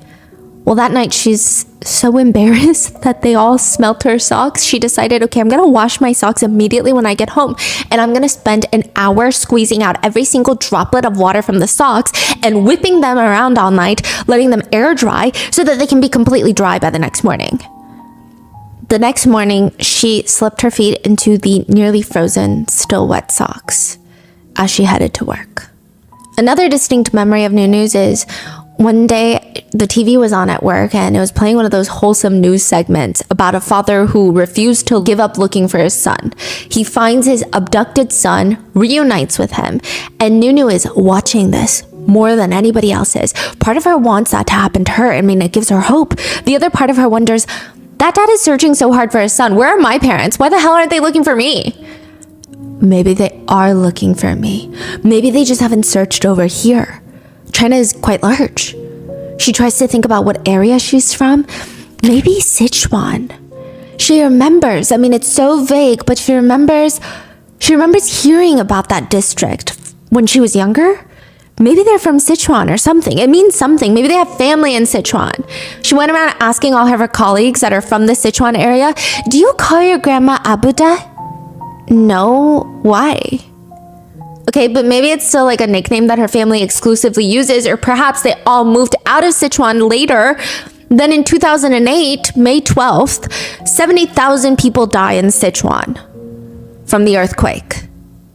It's like one of the worst earthquakes ever. Everyone at the ice cream factory held a 3-minute silent prayer for those in Sichuan. Nunu is emotional. She just keeps thinking, I think that's where my parents live. And if my parents live there, then they're in danger. And if they're in danger, how are they going to find me? Everyone in the factory decided to donate about $3 each to the earthquake fund, which doesn't sound like a lot, but they're all making about $82 a month for the entire month of work. They all barely have enough to eat and survive. But Nunu shows up and donates $30, which confuses the hell out of everyone because they're making the same amount of money. I mean, she can only afford one pair of socks. What's going on? Nunu is willing to starve for the next few months, even sleep on the streets if it meant that she could potentially help her family. But nothing ever came to it.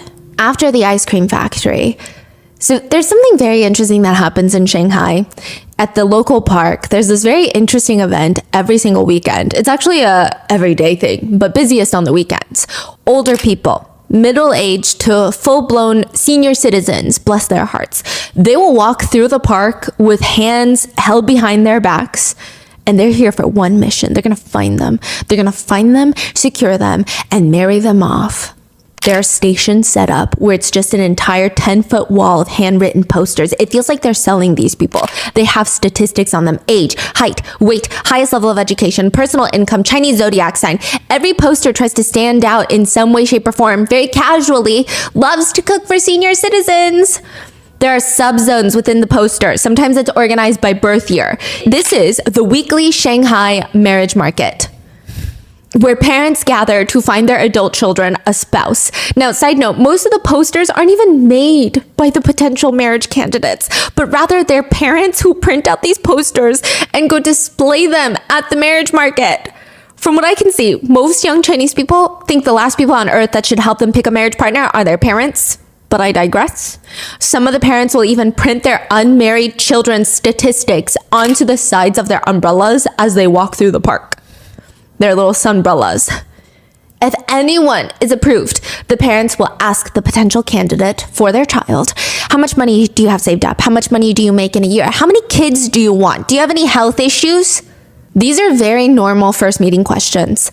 It's fascinating. One poster reads, looking for a friend, Shanghainese, born in 1980, male, professional college degree, company clerk, has an apartment with 3 bedrooms, lives alone. Here's the phone number. It's not just in Shanghai. Many major cities across China have these marriage markets. And again, most of the time, parents don't even get their children's explicit consent to be doing this.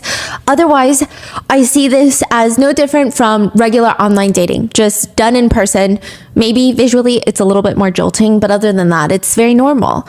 But for Nunu, this marriage market is not gonna work. Usually you don't have the marriage candidate go out there themselves and market themselves. That usually results in a storm of people surrounding you, and you have no clue if they're even here for the right reasons.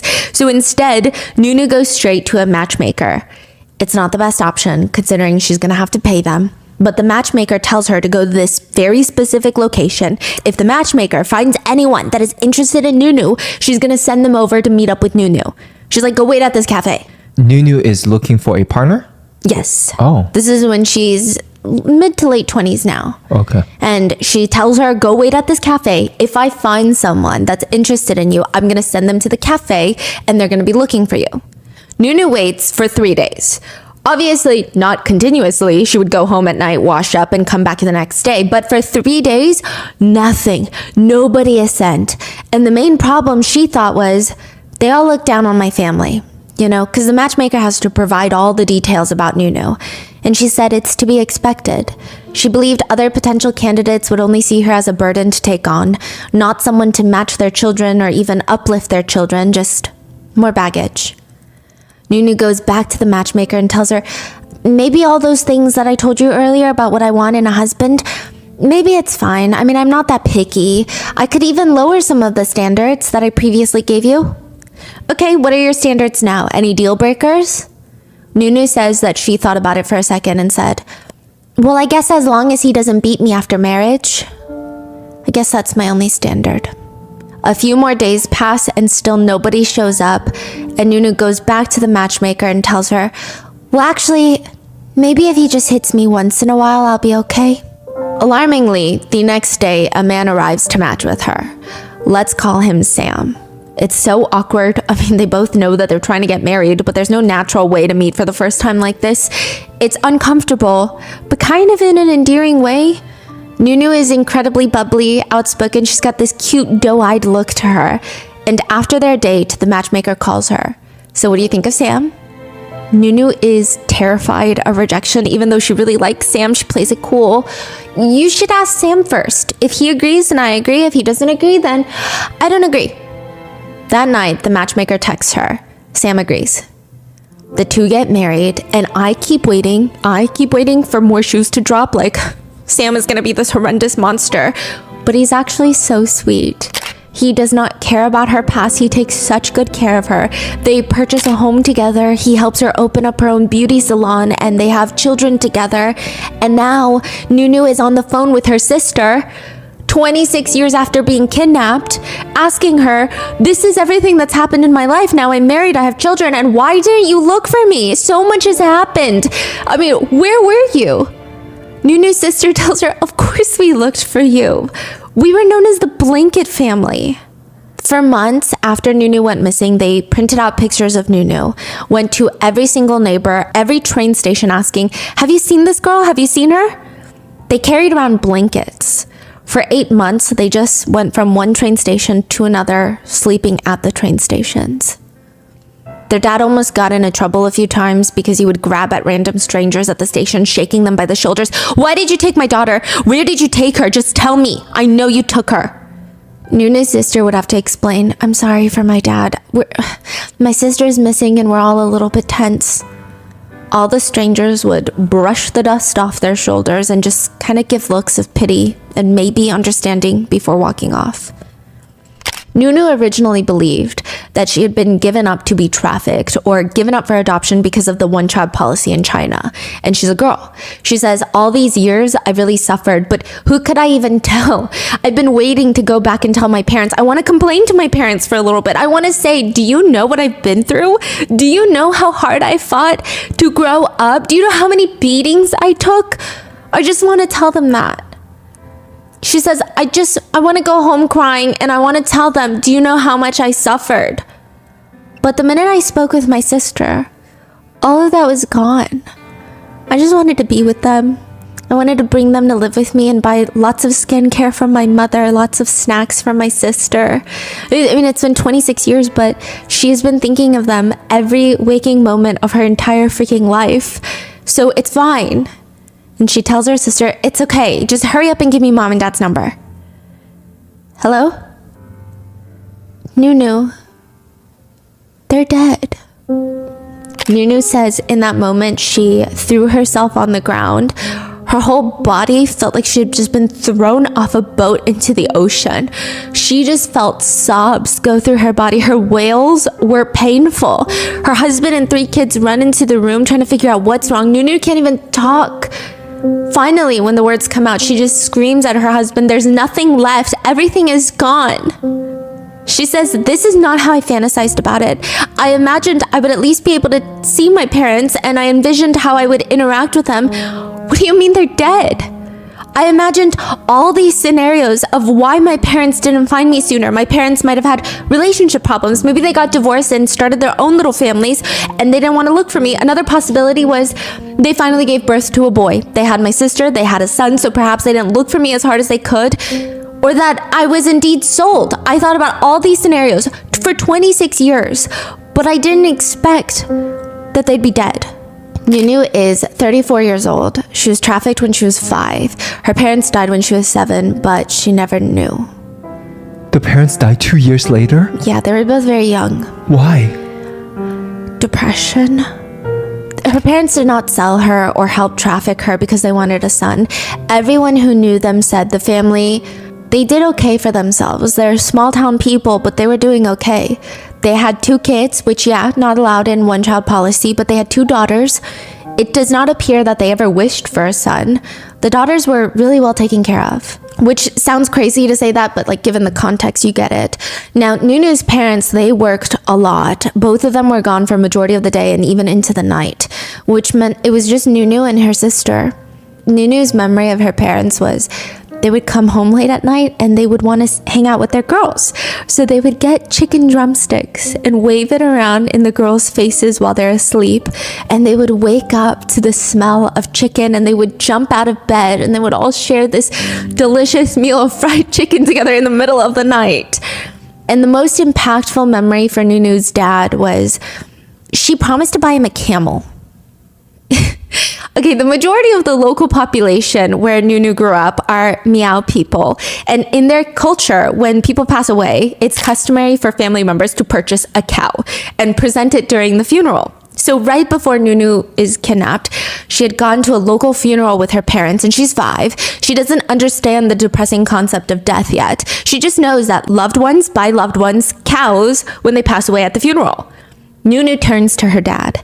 Dad, they're way too stingy. That cow is the smallest cow I've ever seen. When you die, I'm gonna buy you the biggest cow. I'm gonna buy you a bigger cow. It's kind of an odd statement, but instead of being upset at his daughter for planning his death, he finds it endearing. And soon after, at another funeral, she sees one of the family members of the deceased not only purchased a very big cow, but also brought a camel. She turns to her dad and tells him, "Remember what I said? Forget it. I'm buying you a camel instead." And ever since Nunu disappeared, her sister Sang said all Dad would do is get drunk, roll around on the floor screaming, "Where is my camel though? But I was promised a camel. Where's my camel?" He just went from being this very bright, cheerful workaholic that really only cared about work and his family to drinking all day. Nunu's sister explains that even when he was drunk, he never got violent or full of rage. He was just a sad man, weeping on the floor. He couldn't sleep without alcohol. Even in his sleep, he would call out for Nunu as if they're back at the train stations. It's complicated for Nunu's sister because part of her hates herself because Nunu told her she was going to go buy knitting needles with the neighbor. She didn't stop her. But another part of her wants to scream at her parents, "Mom, Dad, I'm your daughter too, and I need someone to take care of me too." But she never did. And one night, Dad pulled her aside and said, he's not drunk that night, surprisingly. He turns to her. "I don't know how much longer I'm gonna last, Sang." "Dad, what are you saying?" "If one day I'm gone, if your mother remarries, don't follow her. If your stepfather is cruel to you, you're gonna suffer without escape. Don't go. Don't live with your uncle either. He has too many kids and might not be able to take care of you. Stay with your grandmother and your other uncle. He's always been a good person and he'll make sure you never starve." Nunu's sister nods because she can't really talk. But finally she asks him, "Dad, why can't you stay? I will earn money soon and take care of you, and Mom, just hold on a little longer. I can take care of you." He just grabs her hands and says, "We just miss your sister a lot. You've always been a great daughter and we wronged you. Please don't blame us." Soon after, he ingested rat poison and passed away. A few weeks later, their mom passed. She had been slowly losing her mind for a while now. That night, Nunu decides she's not going to get her parents a cow or a camel. She's going to get them revenge. not even just to avenge what happened to her or her parents, but also to her sister. Her sister was orphaned at like 10 years old. I mean, everyone in the village called her sister a jinx. They believe because Nunu went missing, both her parents died, and she's the last one standing, maybe she's the bad luck. They all just stayed away from her just to be safe. Hearing all of this, Nunu says she knew. My parents were taken from us while they were still young, deceived and trapped in a grave, while the traffickers roam free in some distant place beyond the law. Just thinking about that makes me restless. Every single night, I lay in bed and I couldn't help but imagine my parents wandering around like lost souls on a desolate mountain for over a decade. And at that moment, I became resolute in just one thought. I'm gonna bring these traffickers to justice. I'm gonna seek justice for my parents' lives, for the suffering endured by my sister and me, and for the destruction of my family. And I just have one question. Human traffickers, do you know what you've done? The only way to catch a human trafficker, there's not really a foolproof way. It's very hard to catch them, but I guess the first is to become famous. Nunu had been trying to hunt down traffickers, her traffickers, for years. Nobody listened until she became somewhat famous on Douyin. Suddenly, all the cops wanted to help her.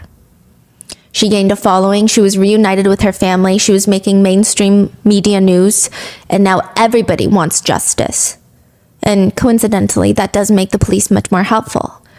They're able to track down the safe house that she was taken to, where they were negotiating with how much she's gonna cost. They retraced her steps, found the safe house, and the first person they get to is this old man named Wang. He's the middleman. He's the one that runs the safe house. She begs this man, please, you're already 90 years old. You've lived 60 more years than my parents. You might not even be imprisoned if they arrest you. Can you just do one thing good? Like, do you really want to carry this to your grave? Just give me the name of my trafficker. I don't know if I can tell you. I don't know, okay? And I don't even know where you came from. Hua never told me. I can't find Hua anymore anyway, and it was Hua. Is that the name? Yes, but it's like saying it was Tom. Oh, okay. So just like part of the name. Yeah, name. It's like it was Kate. And she stops dead in her tracks. Yu Haiying? He's staring at her. How do you know her full name?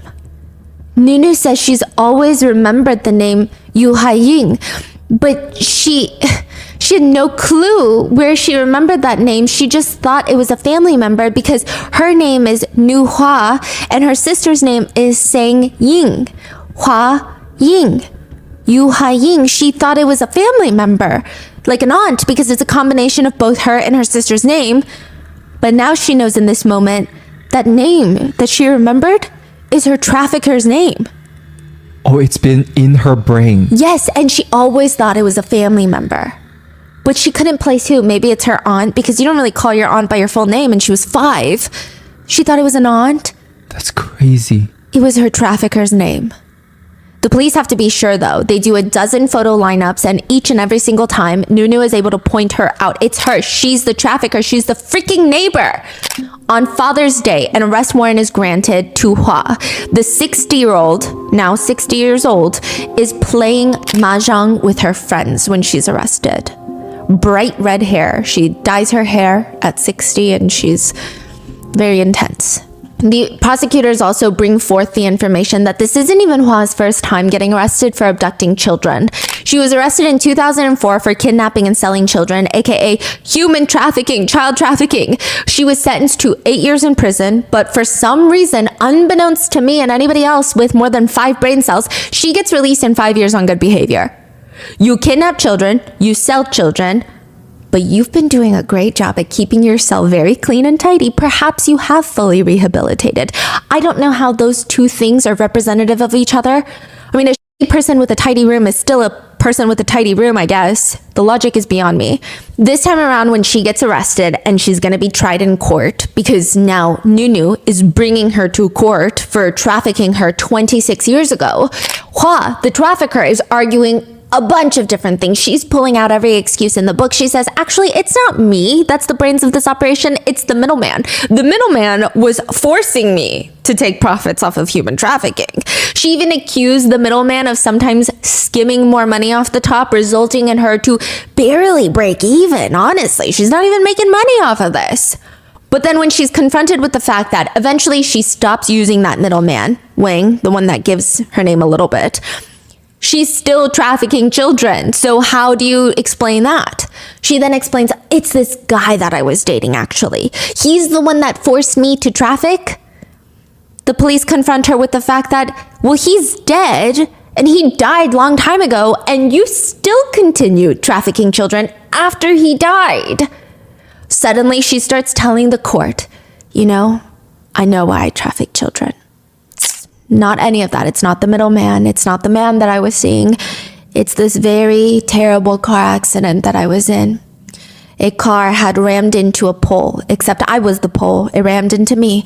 The car hit me and, it just jumbled up my hippocampus. Curiously, it only left Hua with the memories of her doing good deeds, and every bad deed she allegedly committed had been deleted, and she doesn't remember trafficking anyone. It's a very believable story if all of us are idiots. What? Yeah, she tries to argue everything. Then she switches up and says, my life has been full of suffering. She tries to pull a pity card. I'm 60 years old. For 60 years, all I've done is suffer in this life. She even points to Nunu during Nunu's testimonies and screams, she's lying! She's a liar! You're a liar! You were just a child! You can't possibly remember anything that was 26 years ago! Don't make up stories! She also claimed that she never hit any of the children she abducted, which I know sounds moot point because she abducted them, so that should be enough, but it would actually get her more time behind bars if she was also violent with them. The prosecutors grilled her. You're telling me these children, all between the ages of 3 and 6 years old, how could they not cry or resist? What illegal methods did you use to stop them from crying, or did you just hit them into submission? Hua asked the prosecutors, well, if they didn't cry or resist, what do you want me to say? What does that mean? Basically, the prosecutors are saying there is in no world that these children did not cry. Yeah. And if they cried, how did you get them to stop? You must have hit them. And she said, well, what if they didn't cry? How do you want me to respond? I didn't hit them because they didn't cry. I don't know why she's being a smart ass right now. She has no remorse until the very end. All Nunu and the other victims that they were able to find, at first it was around 11 victims that she has. They all came forward? Yes. 11 kids? Yes. Or adults now? Yes. Wow. All they wanted was for her to say, I'm sorry, I was wrong. I was blinded by greed. I broke up families because of it, and all this suffering has been my fault. But instead, they got nothing. So it sounds like a lot of these came out or was solved because of Douyin, like social media. Yes. So she came forward first, and then it blew up. Everyone tracked this woman, and then all the other victims probably also heard about this news through social media and all of that, and they all came forward and remembered her, or some of the parents remembered her. Yeah. So there's 2 trials for Hua, one in 2023, one this year, and the first trial, it was 11 children. Now, Nunu is asked to testify at the first trial, and she has to tell the courts how much worse off she is because of what the trafficker did. Now, the first trial in 2023 is entirely draining. Nunu ends up walking into the courtroom one day, and you just hear this giant thud. Everybody goes quiet, and they're staring at her. Because Nunu is on her knees in the middle of the courtroom. She has been testifying, she's been advocating, she's been going on news stations trying to tell everybody what's happened to her, draw attention to this case, because in China previously, child traffickers were getting like 10 years in prison. And she's begging everybody. And now she's on her knees in front of the judges, and she requests, I request the court impose a heavy sentence on Hua. Please. She kneeled in front of the judge? Because she didn't know what else to do. She's so desperate. All Nunu could hear while on her knees in the courtroom were the sounds of her sister sobbing behind her. September 18th, 2023, Hua is sentenced to death. Nunu would go back and kneel down, but this time at her parents' grave. Mom, Dad, I sent the trafficker to jail. She's going to be sentenced to death for the crime of child trafficking. The court said the defendant, Yu Huaying, is sentenced to death for the crime of child trafficking with lifelong deprivation of political rights and confiscation of all personal property. That's what they thought. But Hua had the audacity to demand a retrial, stating that the punishment is way too severe, that it borderlines cruel and unusual punishment, which I assume this is why so many lawyers just want their clients to shut up, because during the retrial, it's uncovered that Hua actually trafficked not 11 children, but 17 children. They found 5 more victims. Hua had sold 15 children in total. 5 of them were siblings. 12 families in total were impacted. She trafficked 5 siblings from one family. Yes. Or like 2, and 3, I believe. Oh. But still, imagine losing not just one child, but all your children at once. Some of the children were even thrown away midway because they couldn't find buyers. So she trafficked them for no reason, didn't even bring them back home. One of the most disturbing revelations is they discover that Hua's very first victim ever was her own son. She sold him for $700. She did have a daughter as well. That's her very first child.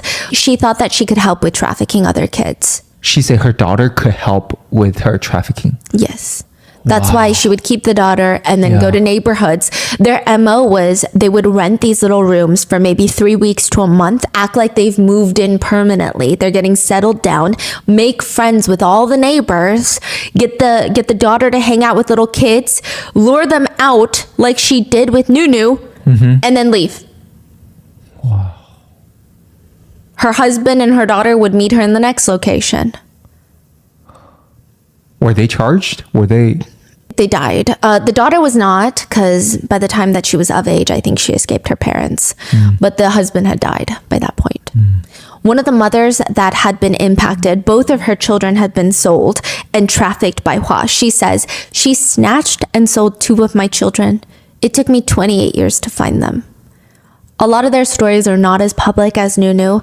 Other parents were unable to reunite with their family members because a lot of them, they just got scattered afterwards. A lot of the parents, after their children were trafficked, they got into divorces. They moved away. They weren't able to come back. Some of them got ill and passed away from a, quote, broken heart, if you will, or a few of them had self-exited. Before the sentencing, Hua, the trafficker, gives another statement. This is the second trial. She's like, I don't deserve the death penalty. I'm going to give another statement. She tries to tug at people's emotions. I don't know, okay?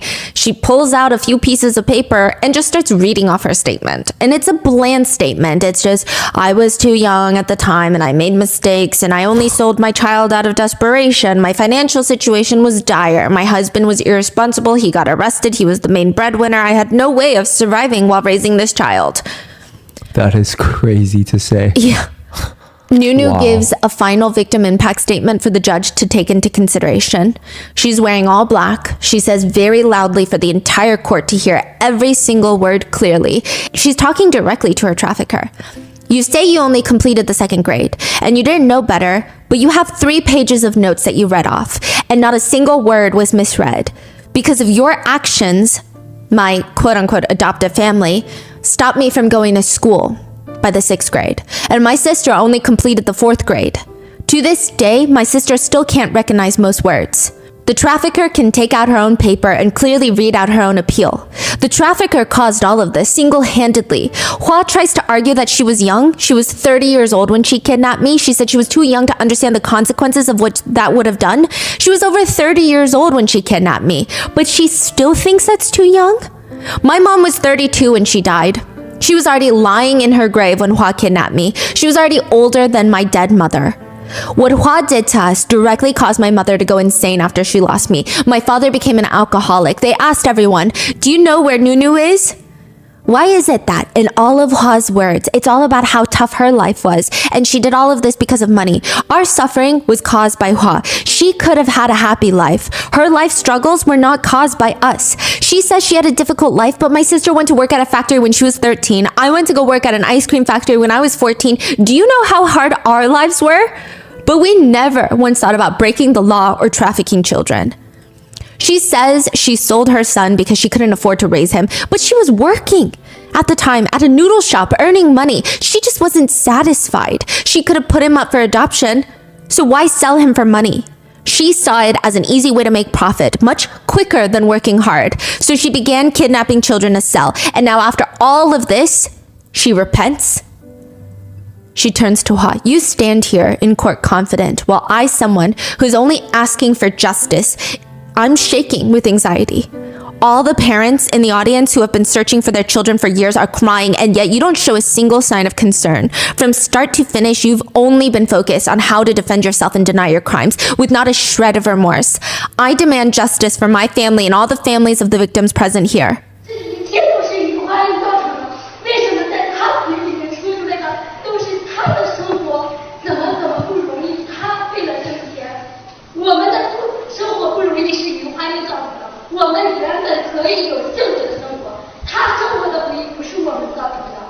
December 19th of this year, Hua is sentenced to death once more at 61 years old. 被告人于华因犯拐卖儿童罪，判处死刑，剥夺政治权利终身，并处没收个人全部财产。 The top trending search after her sentencing is how quickly is she going to be executed? Which is pretty quickly in China, within 7 days after they signed the death warrant. But it's unclear when they're going to sign that warrant. Nunu tells journalists that is exactly what she wanted. She said, how could I not hate the trafficker? Even when she reunited with her sister and extended family, knowing that her parents died, I mean, every fantasy she ever had of meeting them, hugging them while crying to them about how unfair her life was, it's gone. It almost ruined her marriage. She remembers just being so angry at the world when she found out her parents were dead. Every single night she had insomnia. Her husband tried everything to help her. He would take these nightly runs with her to tire her out before bed, but nothing would work. She's surviving on 1 to 2 hours of sleep a night. She would stay up just crying to herself, and then she would look to her side and her husband is asleep.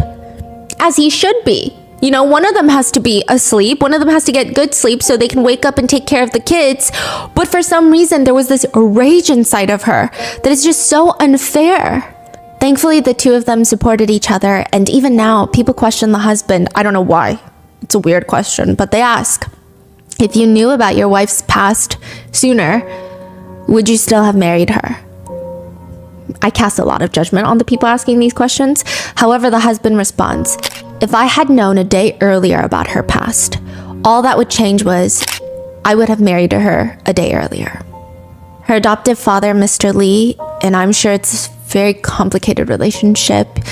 There seems to be mutual love, or at least some level of understanding, because Nunu brings him to the hometown, introduces him to her entire family, includes him in all of their family photos. So with the clear verdict set, Nunu feels like she can move on with her life. She's opening back up her beauty salon. She's actually registered it as a blood collection spot for DNA testing for those looking for their families. Aside from that, she's been giving speeches to raise awareness to how trafficking works and what everyone can do to stop it. Sometimes she live streams to sell products, which, side note, for some freaking reason, some people decided that they don't like that. And the way Nunu responds to people who get upset with her for live streaming is a level of class I think would blow those weirdos' minds. She responds to the people who hate her. I don't know why you're angry with me. Are you upset because I make shirts on my own now and perhaps I stole your business? But I check your profile and I know that you're not selling shirts. So that's not it. Is it because I'm not positive enough online? Well, that's not true. I'm really positive. So why are you guys mad at me? Is it because I suffered in the past and now I'm doing well, so you want to suppress me? I don't think that's it either. I think you're upset because you don't know me and you don't understand me. So for those people, I just ask for one thing. Maybe just stick around, get to know me, and we can give each other a chance. Side note, she's not even making an easy living. She takes her live streams incredibly seriously, which everybody should, but she refuses to even use the restroom, even take a sip of water during a 7-hour live streaming session, because she doesn't want her viewers to think she's not taking it seriously by taking restroom breaks. And it's also a bit of a bad habit. Ever since her kidnapping, because a lot of people think it's from the PTSD of urinating on herself in the train. She contracts a lot of UTIs because she refuses to use the restroom. She just has a thing about it. And so now whenever family members check on her, they don't say, get some rest. They don't say, take care of yourself. They always scold her, don't hold in your pee, okay? Wow. And the last page in her book reads, "When I was lonely and helpless as a child, I wished for a big family with faces similar to mine around me. That wish has come true." And it's a picture of her and Mr. Lee and her entire family from back home. And that is the case of what has happened to Nunu. The child who was child trafficked and then found her trafficker 26 years later and got her sentenced to death. It's a very big, it's known as a monumentous case in China right now because, like I mentioned before, typically a lot of child traffickers would get 5, 10, 20 years max. And now this is really a harsh punishment, I guess, in retrospect. What are your thoughts? Leave it in the comments and please be safe. I'll see you in the next one.